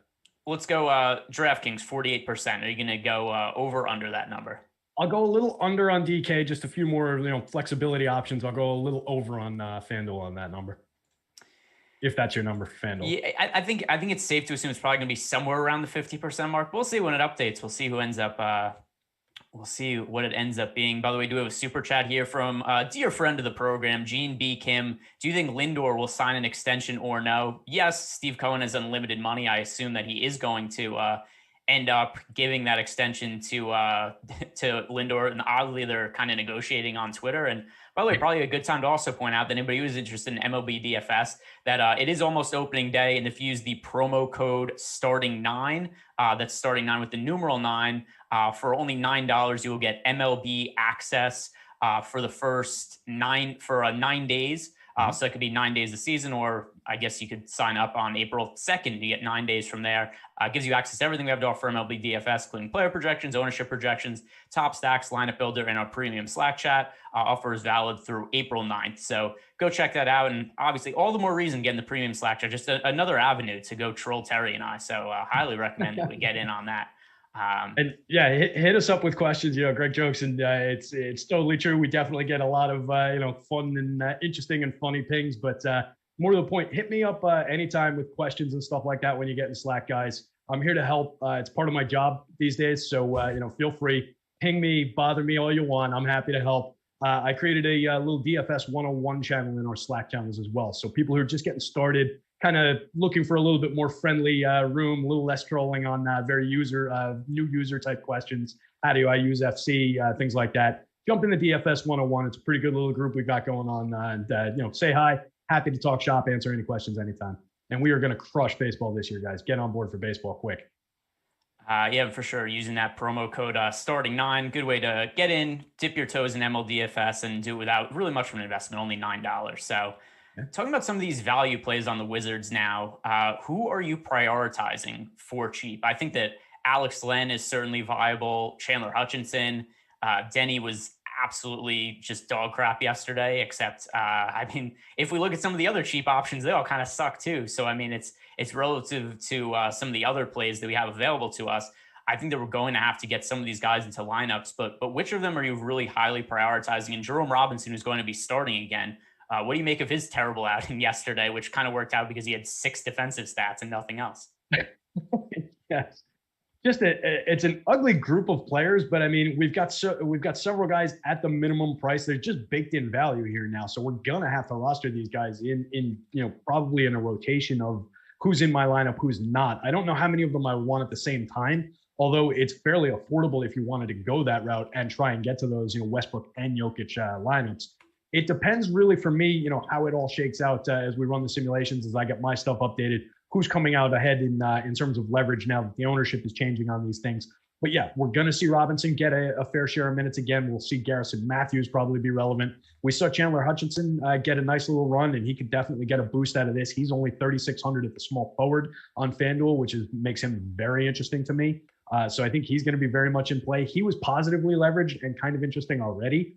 And now that I think we're going to get him, we had him at like a 16-minute projection. I think bumping him up into the mid-20s is going to make him definitely interesting, just the way that position falls. And he's the dead minimum over on DraftKings, so he's definitely going to be interesting.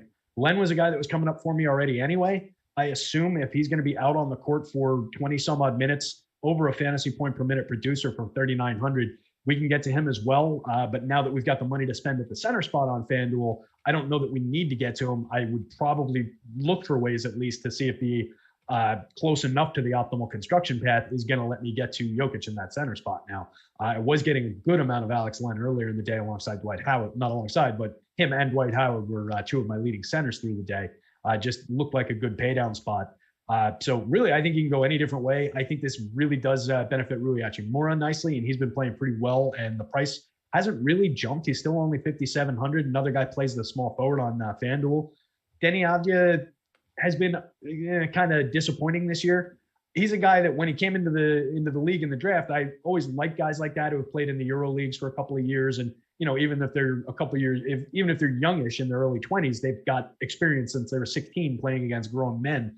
So I really usually think that gives the guys a little bit of a benefit, but we just haven't really seen it from him. He could put up a good game at any time. And 3,600, again, small forward, easy price to pay. So already injury report, but we're just ruled out, so we'll have to talk about that in a second. But here's a Wizards value-related question from Positive Sean in our premium Slack chat. He says, should I keep Robinson and Hutchinson out of the same lineups in DK GPP?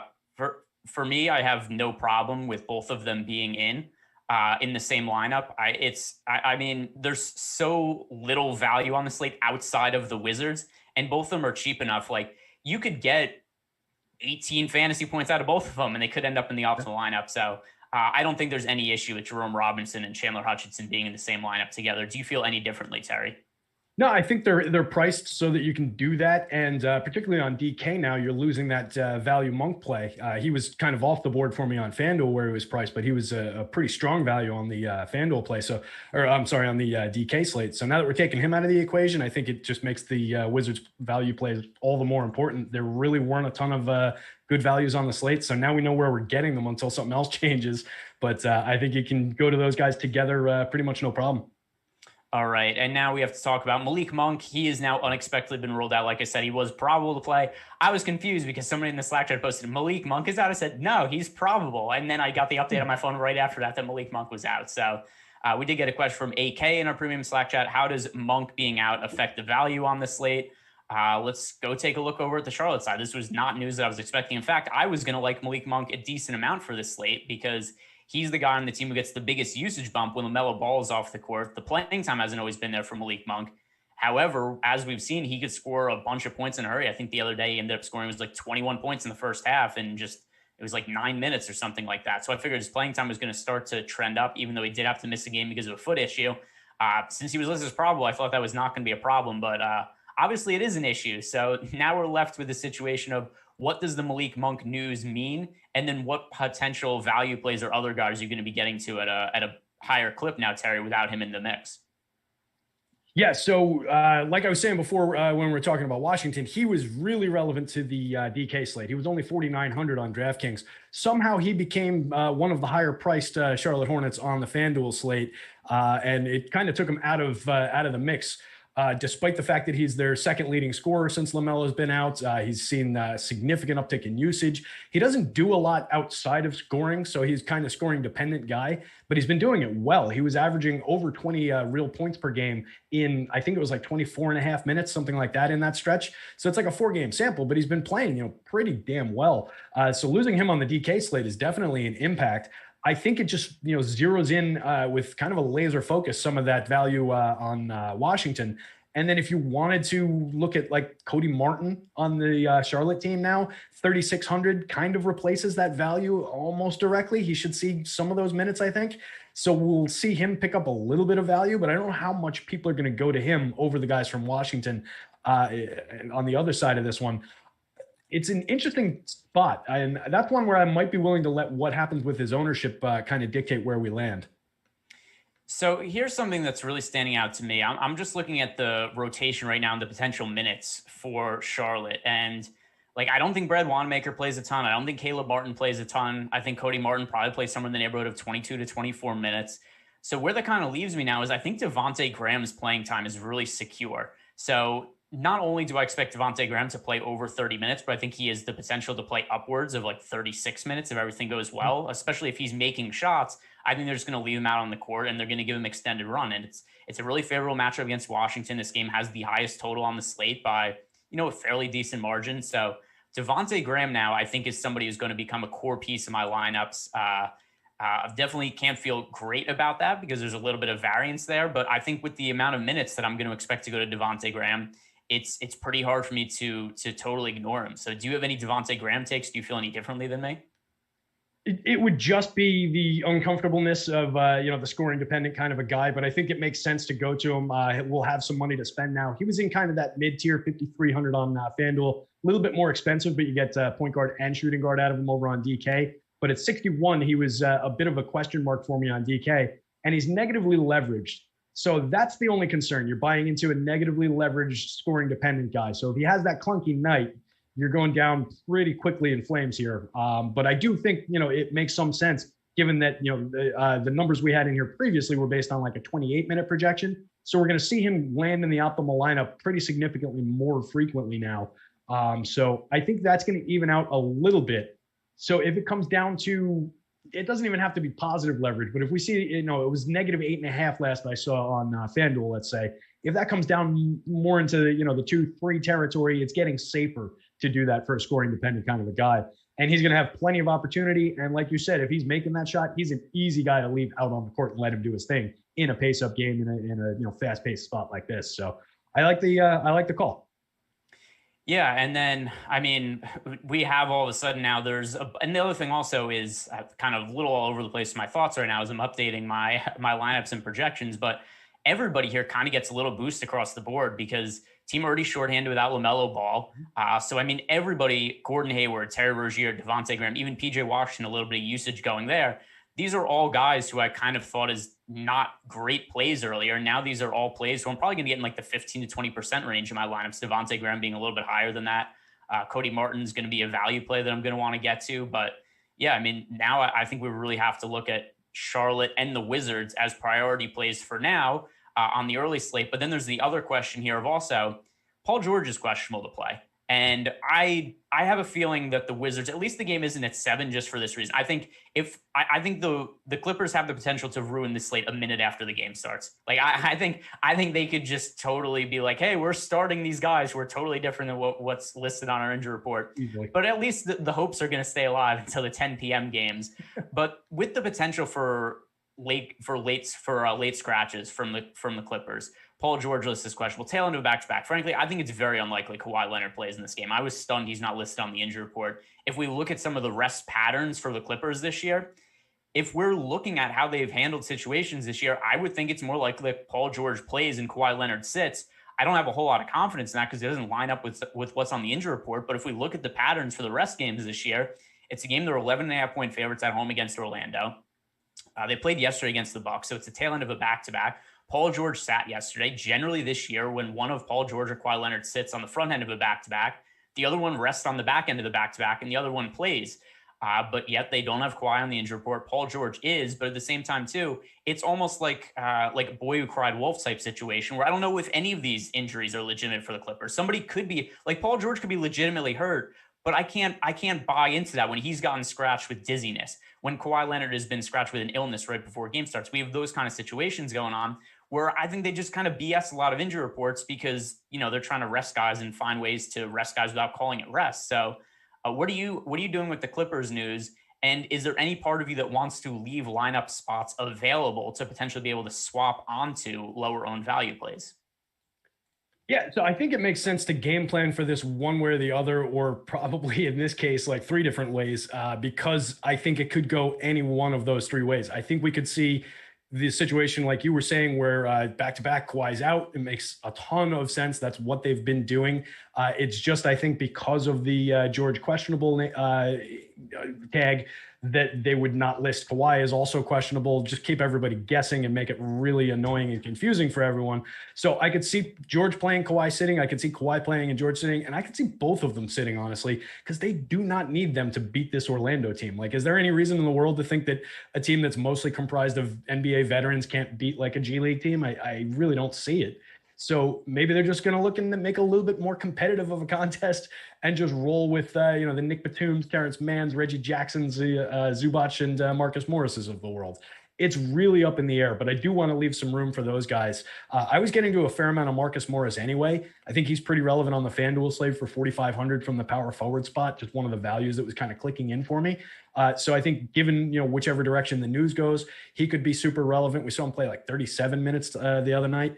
I think Batum could be relevant, and these guys are getting minutes regardless.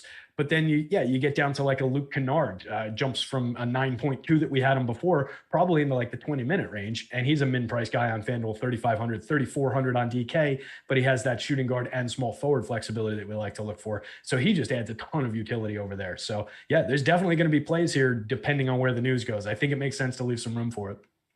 And then what are you doing with them at the moment? So in your current builds, here's what I have right now. Right now, I have Paul George in and I have Kawhi Leonard out in my lineups. I didn't give any significant boost to the value plays because my confidence in that stance is 0%. That's just my gut feeling on what's going to happen. But it's not based on any news. It's just based on looking at what the Clippers have done this year. So it's also really hard for me to recommend to people that this is what they should do. I could just say that what I've done is I have Paul George in a bunch of my lineups. I don't have Kawhi Leonard in any of them. And I'm totally ready to make pivots if that's not the case. At least one thing that makes it easier on DraftKings, their price points are pretty similar. They do play different positions, but as long as I have my lineups built to where Paul George is in the utility spot, then it's not going to be all that hard to switch some Paul George exposure to Kawhi Leonard if we end up getting a situation where Paul George actually is in fact hurt and he sits and Kawhi plays. So what are you doing with these guys? Do you have exposure to both of them? Do you have exposure to neither of them? So in the last crunch I ran, I do have exposure to both of them. I left them both in there. I think it'll be some moving parts, but I trust the ability to swap them enough that I can, get away with it, I think. So I was getting to way more Paul George, though. I think at the shooting guard spot for 8,700, he is very, very relevant to the FanDuel slate, coming up ridiculously frequently in the optimal lineup appearance rate for us. So assuming he's all systems go, I really like the Paul George play. And we were getting out well ahead of the field on him as well. I was basically doubling up the field on the FanDuel slate. Kawhi, I was just getting in like drips and drabs, so I wasn't really concerned about it. It's not like I was getting where after I do the filtering process and everything, I would have him in like 60 lineups. It would be like 10, 15 lineups that I would have to change. I would go through all the lineups. Of course, we talk about that a lot with Swaptimizer. Make sure that you're applying the new value to all your lineups, not just the lineups that these guys are coming out over going into. Do the whole slate. But specific changes where it would be a disaster if I didn't get Kawhi out, it would only be a handful.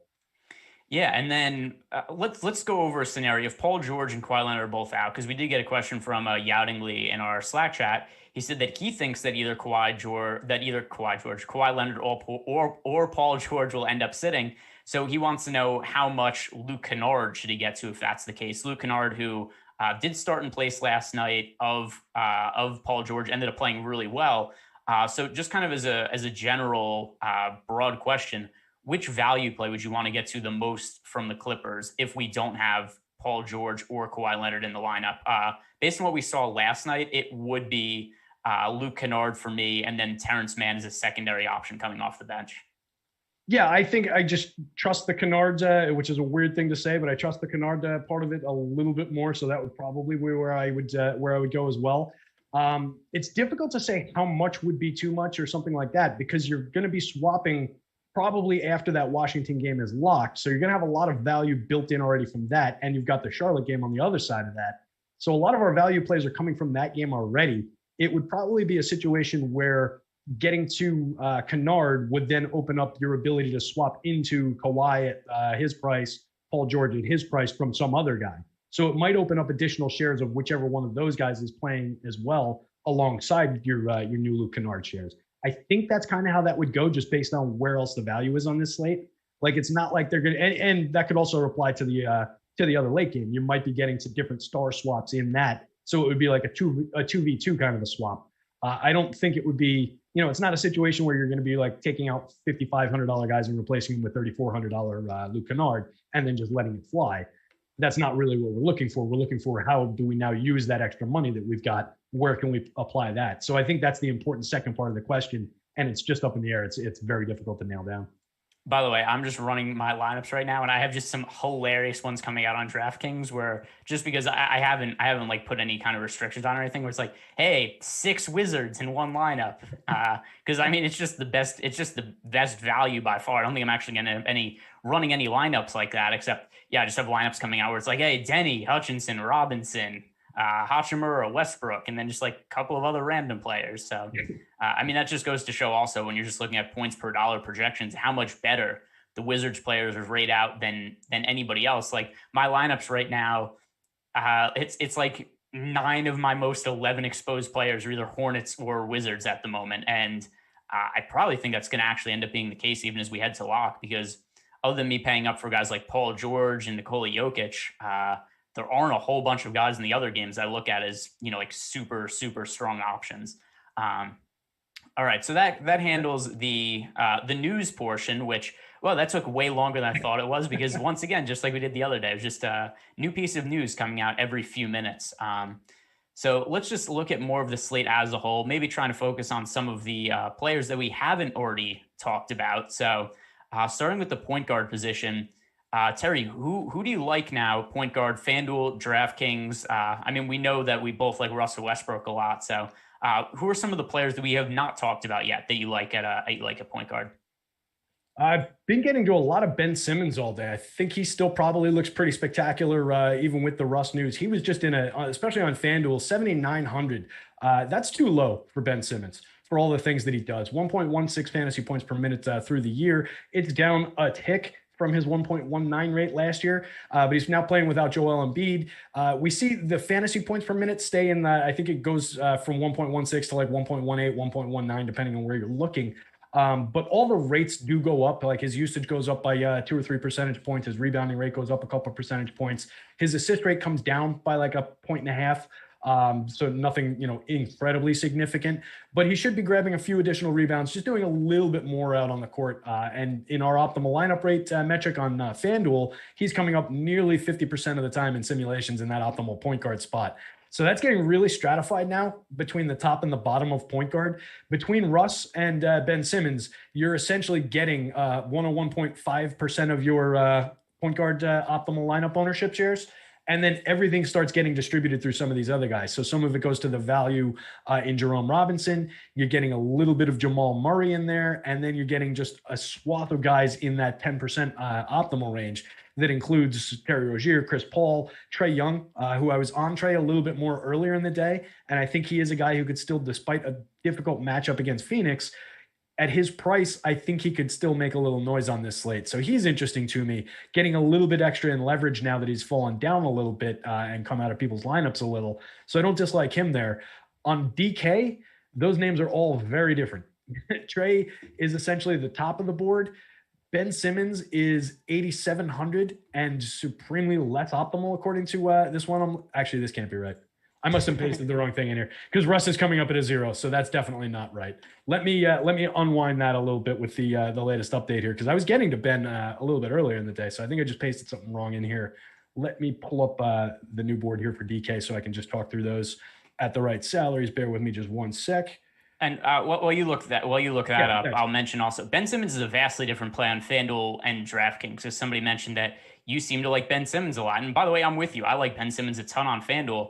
I think that he's viable on DraftKings, but he's such a different play on the two different sites because he's 8,700 on DraftKings compared to sub 8,000 on FanDuel. And then also when you consider the defensive stats for Ben Simmons, he's generally a little bit better of a FanDuel scorer than he is DraftKings scorer. So I think that if we look at Ben Simmons, he is a little bit better of a FanDuel play than a DraftKings play. Is that also something that you feel about the two of them? There's a big difference in price. Yeah, and that's what I was going for, and I was right on what I was saying, but the numbers were because I updated it the wrong way. So that optimal lineup difference that I was about to hit on when he jumps to 8,700 over on the DK slate, He drops from, like I said, nearly 50% optimal on the FanDuel slate to about 6% on the DK slate. That is just dramatic.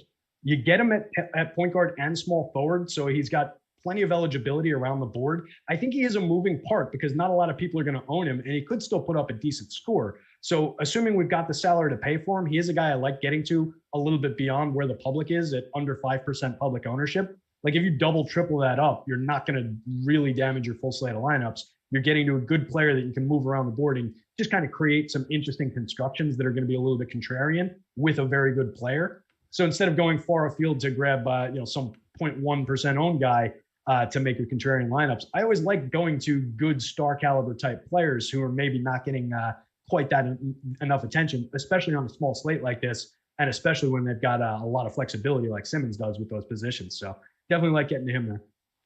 And now I'm just looking through my lineup, something that I kind of find interesting as a talking point here.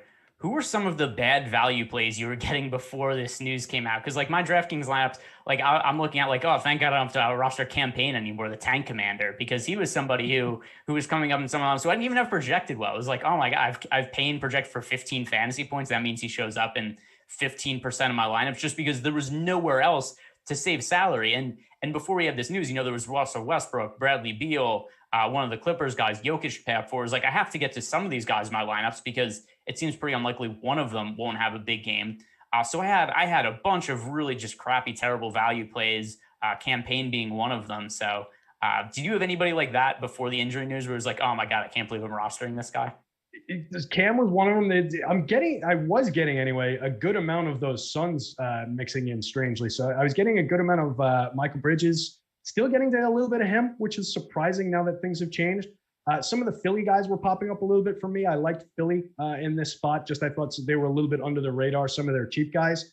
But now it kind of shifted where I don't think I want to go that route anymore just because there's more value in the pricing that we're getting, even though there's popularity on the Washington guys. So I think those guys are going to kind of come out in the wash, and just it kind of went for me from more balanced constructions to more Starsy Scrubsy kind of constructions just on that Washington news. And similar to you, as I'm scrolling through this FanDuel crunch, there's just a ton of red in this thing. I'm still getting a good amount of Sixers, but I'm getting so many Clippers and so many Wizards in here. So it's just red as long as the day here. So as I'm scrolling through,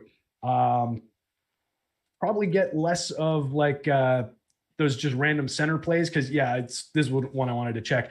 I'm getting more focus on the upside, the pay up centers now on FanDuel too. Like I was saying, I was expecting to get more Jokic out of this, and I did. He went from around 8% in a 500 lineup crunch to now 17%. That's a big jump. Capella jumped up the board with him too. I wasn't actually expecting that one. And now Alex Len is down board. Dwight Howard's still pretty high up on the board for me at the center spot. But I lost a lot of Alex Len shares. I lost some Bismack Biyombo shares. So I'm just getting to better players, which except for a couple of those value plays, which are at the right salary. So I kind of like the way it's shaking out now a little bit more than I did earlier in the day. So we've been getting a bunch of questions on Terry Rozier, and especially because we were just talking about Ben Simmons. I saw it come up in the YouTube chat. Somebody brought it up in the Slack chat too. Who is a higher priority play, Terry Rozier or Ben Simmons? It is Ben Simmons to me by a pretty wide margin on FanDuel. Do you feel any differently than that? Yeah, big time for Ben Simmons on FanDuel, and that was the case before any of the news changed, and we had more money to spend to get that extra 400 to get to Simmons. He was just coming up a lot more optimal for me, and it looks like he's going to be under-owned to a pretty significant degree based on our optimal lineup rate. So when you're talking about how frequently they come up optimal and then how much the public's going to be on them, Simmons remains the better play, even though Rozier has less just overall aggregate ownership. So yeah, definitely Simmons for me there. Do we know that was a FanDuel question? Because it's the opposite over on DK. Yeah, I'm pretty sure somebody had asked about FanDuel. So okay, that was also why I brought them up. Now moving over to the shooting guard position, there's a player we need to talk about here, and it is Terrence Ross, because he is by far the most expensive I could ever remember Terrence Ross being. But also there's a few kind of conflicting factors here. Number one, we look at the roster that the Magic have. Going forward, if you tell me Terrence Ross averages over 20 points per game and has a usage rate of like 35%, I wouldn't be shocked by that outcome. But also, this is his first game coming back from a knee injury. He hasn't played in a little while, so maybe they'll be a little bit conservative with him. He hasn't played since March 14th. So, I mean, we're looking at over 2 weeks since Terrence Ross last played in the game. Personally, for me, I don't have Terrence Ross in my player pool, and it's not because I took him out. It's just he's so expensive. I don't have him projected well relative to a lot of these other plays that we have available at guard. So what did you do with Terrence Ross? Yeah, he's in the pool. He'll probably end up getting largely filtered out of the 4% of lineups that he landed in this 500 lineup crunch. I'm about to fire off another one with Alex's projection, so we'll see where we get to with that one. But yeah, he only came up in 19 of these 500 lineups for me, so he's kind of an afterthought. If I get a few shares of him, I'm fine with it. Extreme upside play, of course. If he's taking 25 shots, he's going to make some of them on a lot of given nights. So he's a guy who can light it up for sure. Heat check kind of a guy. In general, 0.90 fantasy points per minute across all situations this year, but he's kind of priced for that now. It's not like you're getting that sneaky, $4,800, $5,100 Terrence Ross play where he's going to get a few extra surprise minutes that nobody was thinking about, and you're sneaking him in there and he lights things up for you. We've had that a few times, but this isn't that spot. Now everybody's kind of just thinking that he's going to be the guy taking all the shots. I don't want to say like their star or anything because he's not that guy, but he's definitely a volume shooter and a guy who's just always happy to throw shots up at the rim.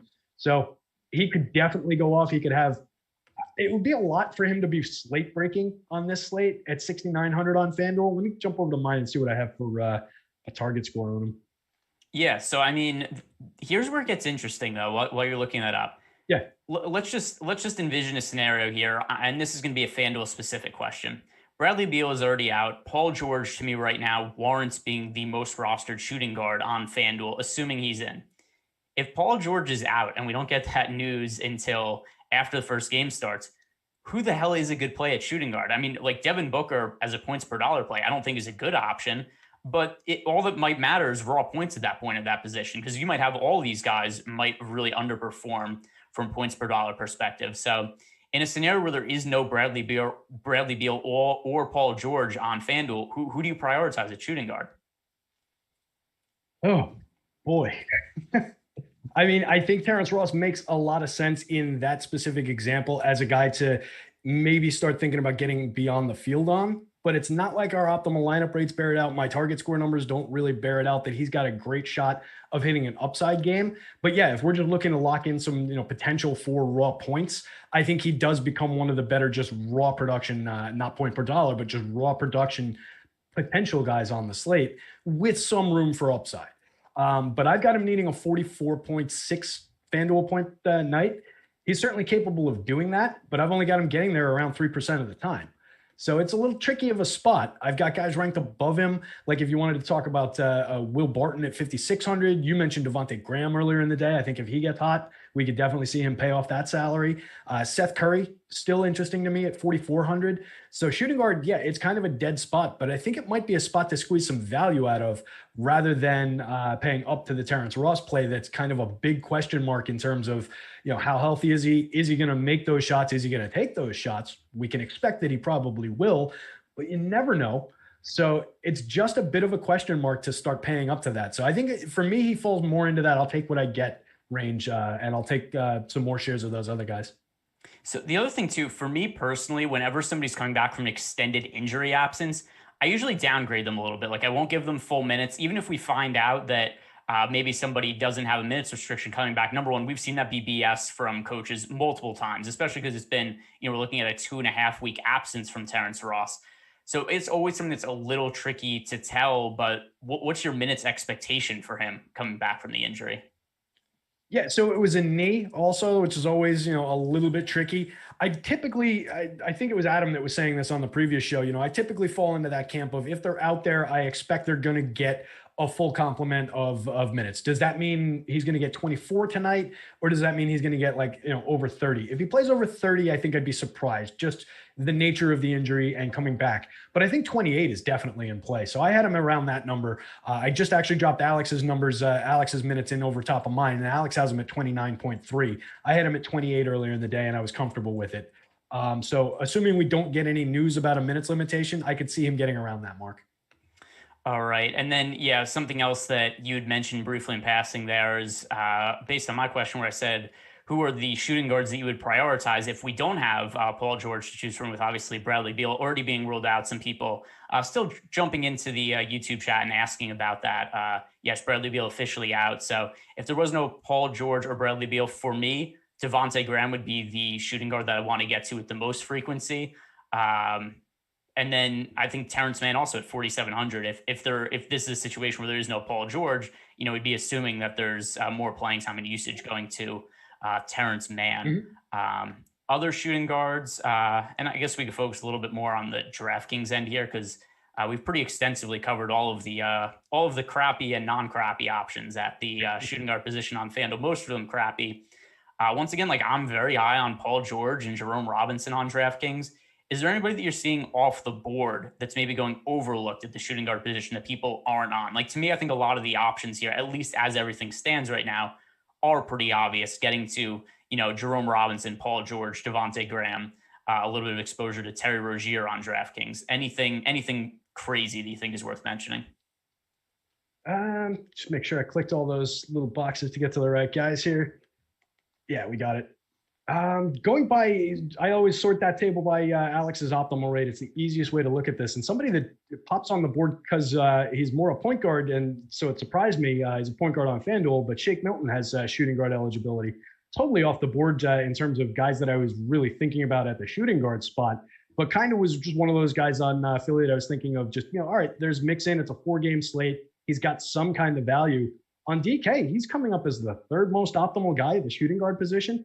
That's kind of interesting to me. I don't hate that for 4,700. Sneaky little value there. Not a huge upside potential, but another guy that you can just maybe kind of plug in for just here's some raw points from the value tier, rather than a guy where we were looking for that from a Terrence Ross, where it's here's some trying to plug in some points from a guy who's appropriately priced in the mid tier and near the top of the mid tier. I think going down to a Shake Milton kind of makes some sense here. That's a little sneaky.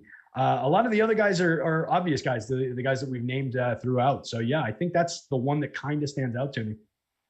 And then I think a question here we got from AK that's worth bringing up. He said, why wouldn't you play Reggie Jackson in the scenario Paul George doesn't play?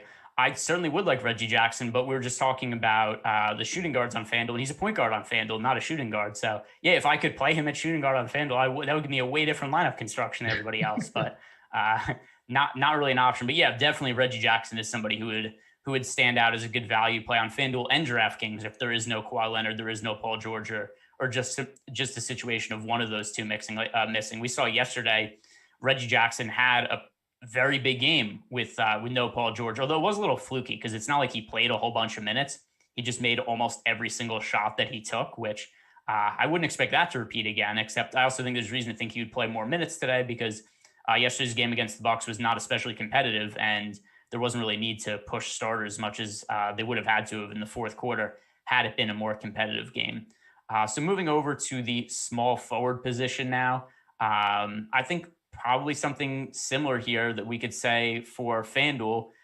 If Kawhi Leonard ends up getting ruled out, rested, as I mentioned before, I think that's a possibility. He's not on the injury report right now, so I think he's probably more likely to play than sit, but I just have this gut feeling that this is how they're going to go about doing their injury report today, because we've seen this happen multiple times with the Clippers this year, where even though Kawhi Leonard or Paul George isn't on the injury report, it doesn't mean they can't get ruled out last second. This is a tail end of a back-to-back. They were playing against Orlando, a game they should win pretty easily. So if Kawhi's in, I think he's a very good play on both FanDuel and DraftKings. But if he is out, who would be some of the other small forwards that you're prioritizing? Take a look. I was just looking at the new Russ Westbrook ownership, by the way, 57% on FanDuel, 55 on DK. So the over wins. There we go. Yeah, that is a fairly significant. Getting up there. Is that starting to approach the territory where you're maybe reconsidering getting under it a little bit? It's still in the territory for me where I want to be above, but it's starting to get up. If it edges up in another, well, we're at 645 now. If we give it another 10 minutes and it edged up by another like 10 percentage points, I'd be a little bit concerned. No, not for me, not quite yet. Also, the other thing, we've got 15 minutes to lock. Any alterations I make to my lineups are going to be probably based on the Clippers news, or if just something else totally crazy happens. Like, I'm pretty comfortable where I'm at right now. And by the way, Russell Westbrook is in all my lineups on DraftKings. So That is probably going to stick unless we get some other kind of crazy injury news. Right on. So small forwards, I think Gordon Hayward, somebody who's extremely interesting, particularly on the FanDuel slate, but I think you can get to him perfectly fine on DK for 7,600. You also get him as a power forward option over there. So just another one of those guys with some flexibility, helps him land in some more of the optimal lineups. For 7,000, I think that's just underpriced for Gordon Hayward in this situation. Pace up game against Washington, just a no defense kind of a situation. Already a 1.03 fantasy point per minute guy. We've got him projected for 35 minutes. Fire away on Hayward. I think that's an easy one. Rui Hachimura is another guy I mentioned earlier, should benefit from having no Beal on the court. Only 5,700. He's getting a little negatively leveraged on both sides, but I think it's enough that we can push through it. He's owned like 31% on the FanDuel slate, mid-30s on the DK slate. It's tough to get beyond him, but there aren't like a ton of other really strong small forward options, particularly on FanDuel. And it is one of the spots that I like better, especially with the pace and the potential for scoring in that game. So I think I would rather get to Rui than, the Denny Abdias, the Michael Porter Jr.'s of the world, the Nick Batums. Give me some more additional shares of Rui, and let me see if I can push past, I think, where the public is on that one still. And by the way, there is one interesting question that we got in our premium Slack chat that I think we should talk about, because I do have an answer for it also. Is William Westry asked us, what's a good leverage if you know that most will switch to Booker on FanDuel if Paul George is out? And I think that's a good point, because let's say Paul George is ruled out, and right now he's projected for a pretty significant amount of ownership. Everybody's just going to global swap to Devin Booker, I think, in that situation. So here's what I actually think makes sense to do, is trying to get to more of Chris Paul. Because if everybody's going to be really high on Devin Booker, like we've seen a lot this year, there's a pretty significant negative correlation between Chris Paul and Devin Booker. When one of them plays well, the other one generally doesn't. In games that Chris Paul has missed, Devin Booker's played really well. In games Devin Booker's missed, Chris Paul has played really well. So if we're all of a sudden going to have a situation where, let's say, Devin Booker ends up being, 40% owned, and I'm just making up a number, I don't know what it's going to be, but yeah, if Paul George is ruled out ahead of time and people are like, oh my God, I don't know where to go with shooting guard, I assume a lot of people on FanDuel will go to Devin Booker. I would be more apt to go heavy on Chris Paul. Does that make sense to you, or is there some other sort of pivot that you'd be looking to make? Get out of my brain. That was going to be my answer. I always start trying to think of my answer as you're teeing up the questions, and that was exactly where I was going to go. Get to more Chris Paul. It's like a direct leverage play. He's going to probably be the guy much less switched to.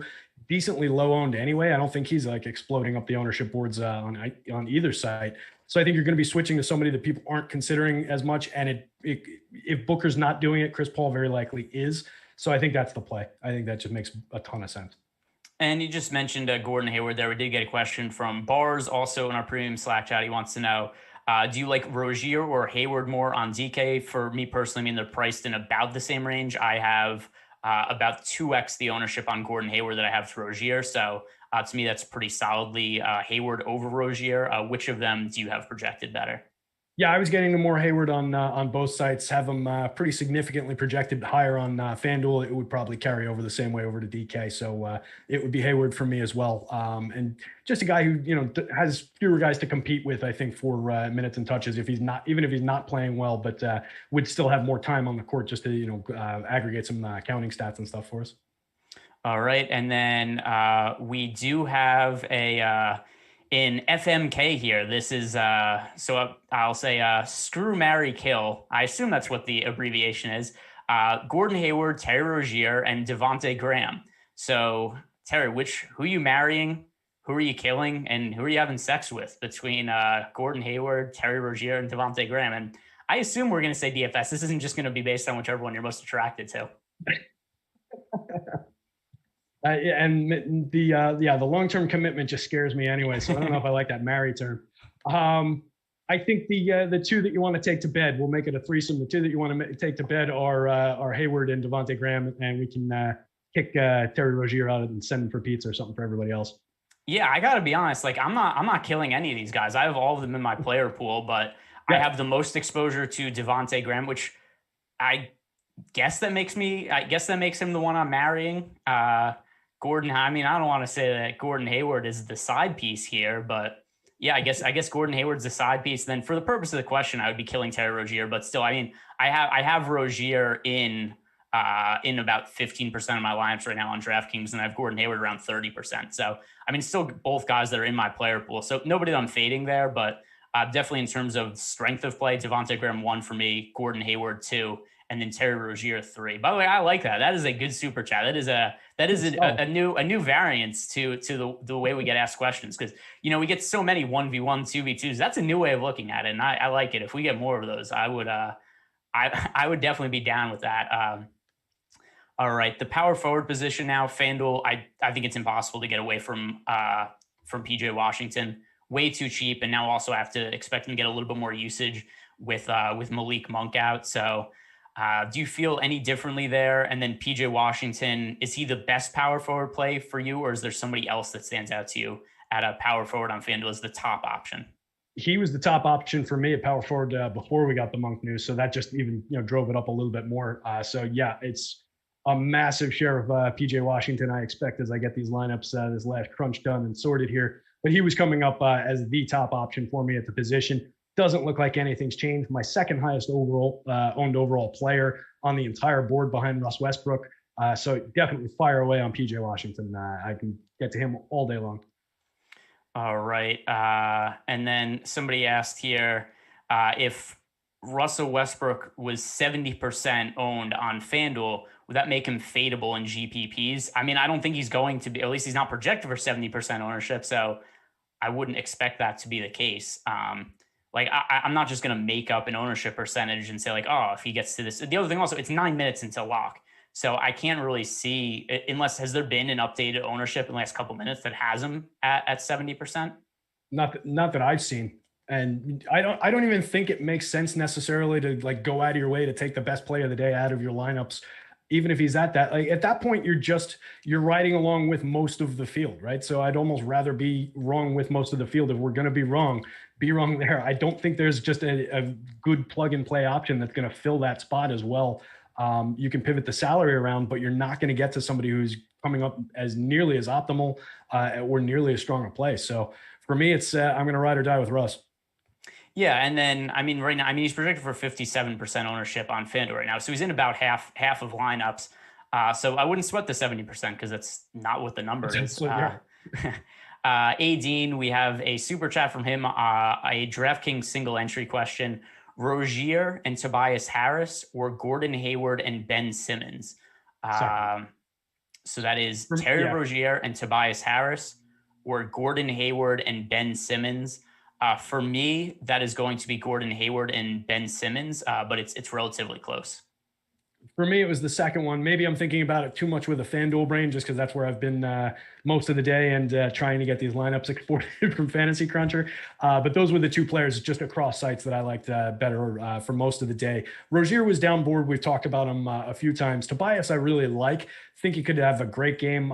We see a major uptick for him when Embiid's off the floor, which we've seen come true over the last couple of games for him. So no issues getting to Tobias, but between the delta between the Rozier play would take that one out for me. All right, guys, and don't forget that today's show is sponsored by No House Advantage.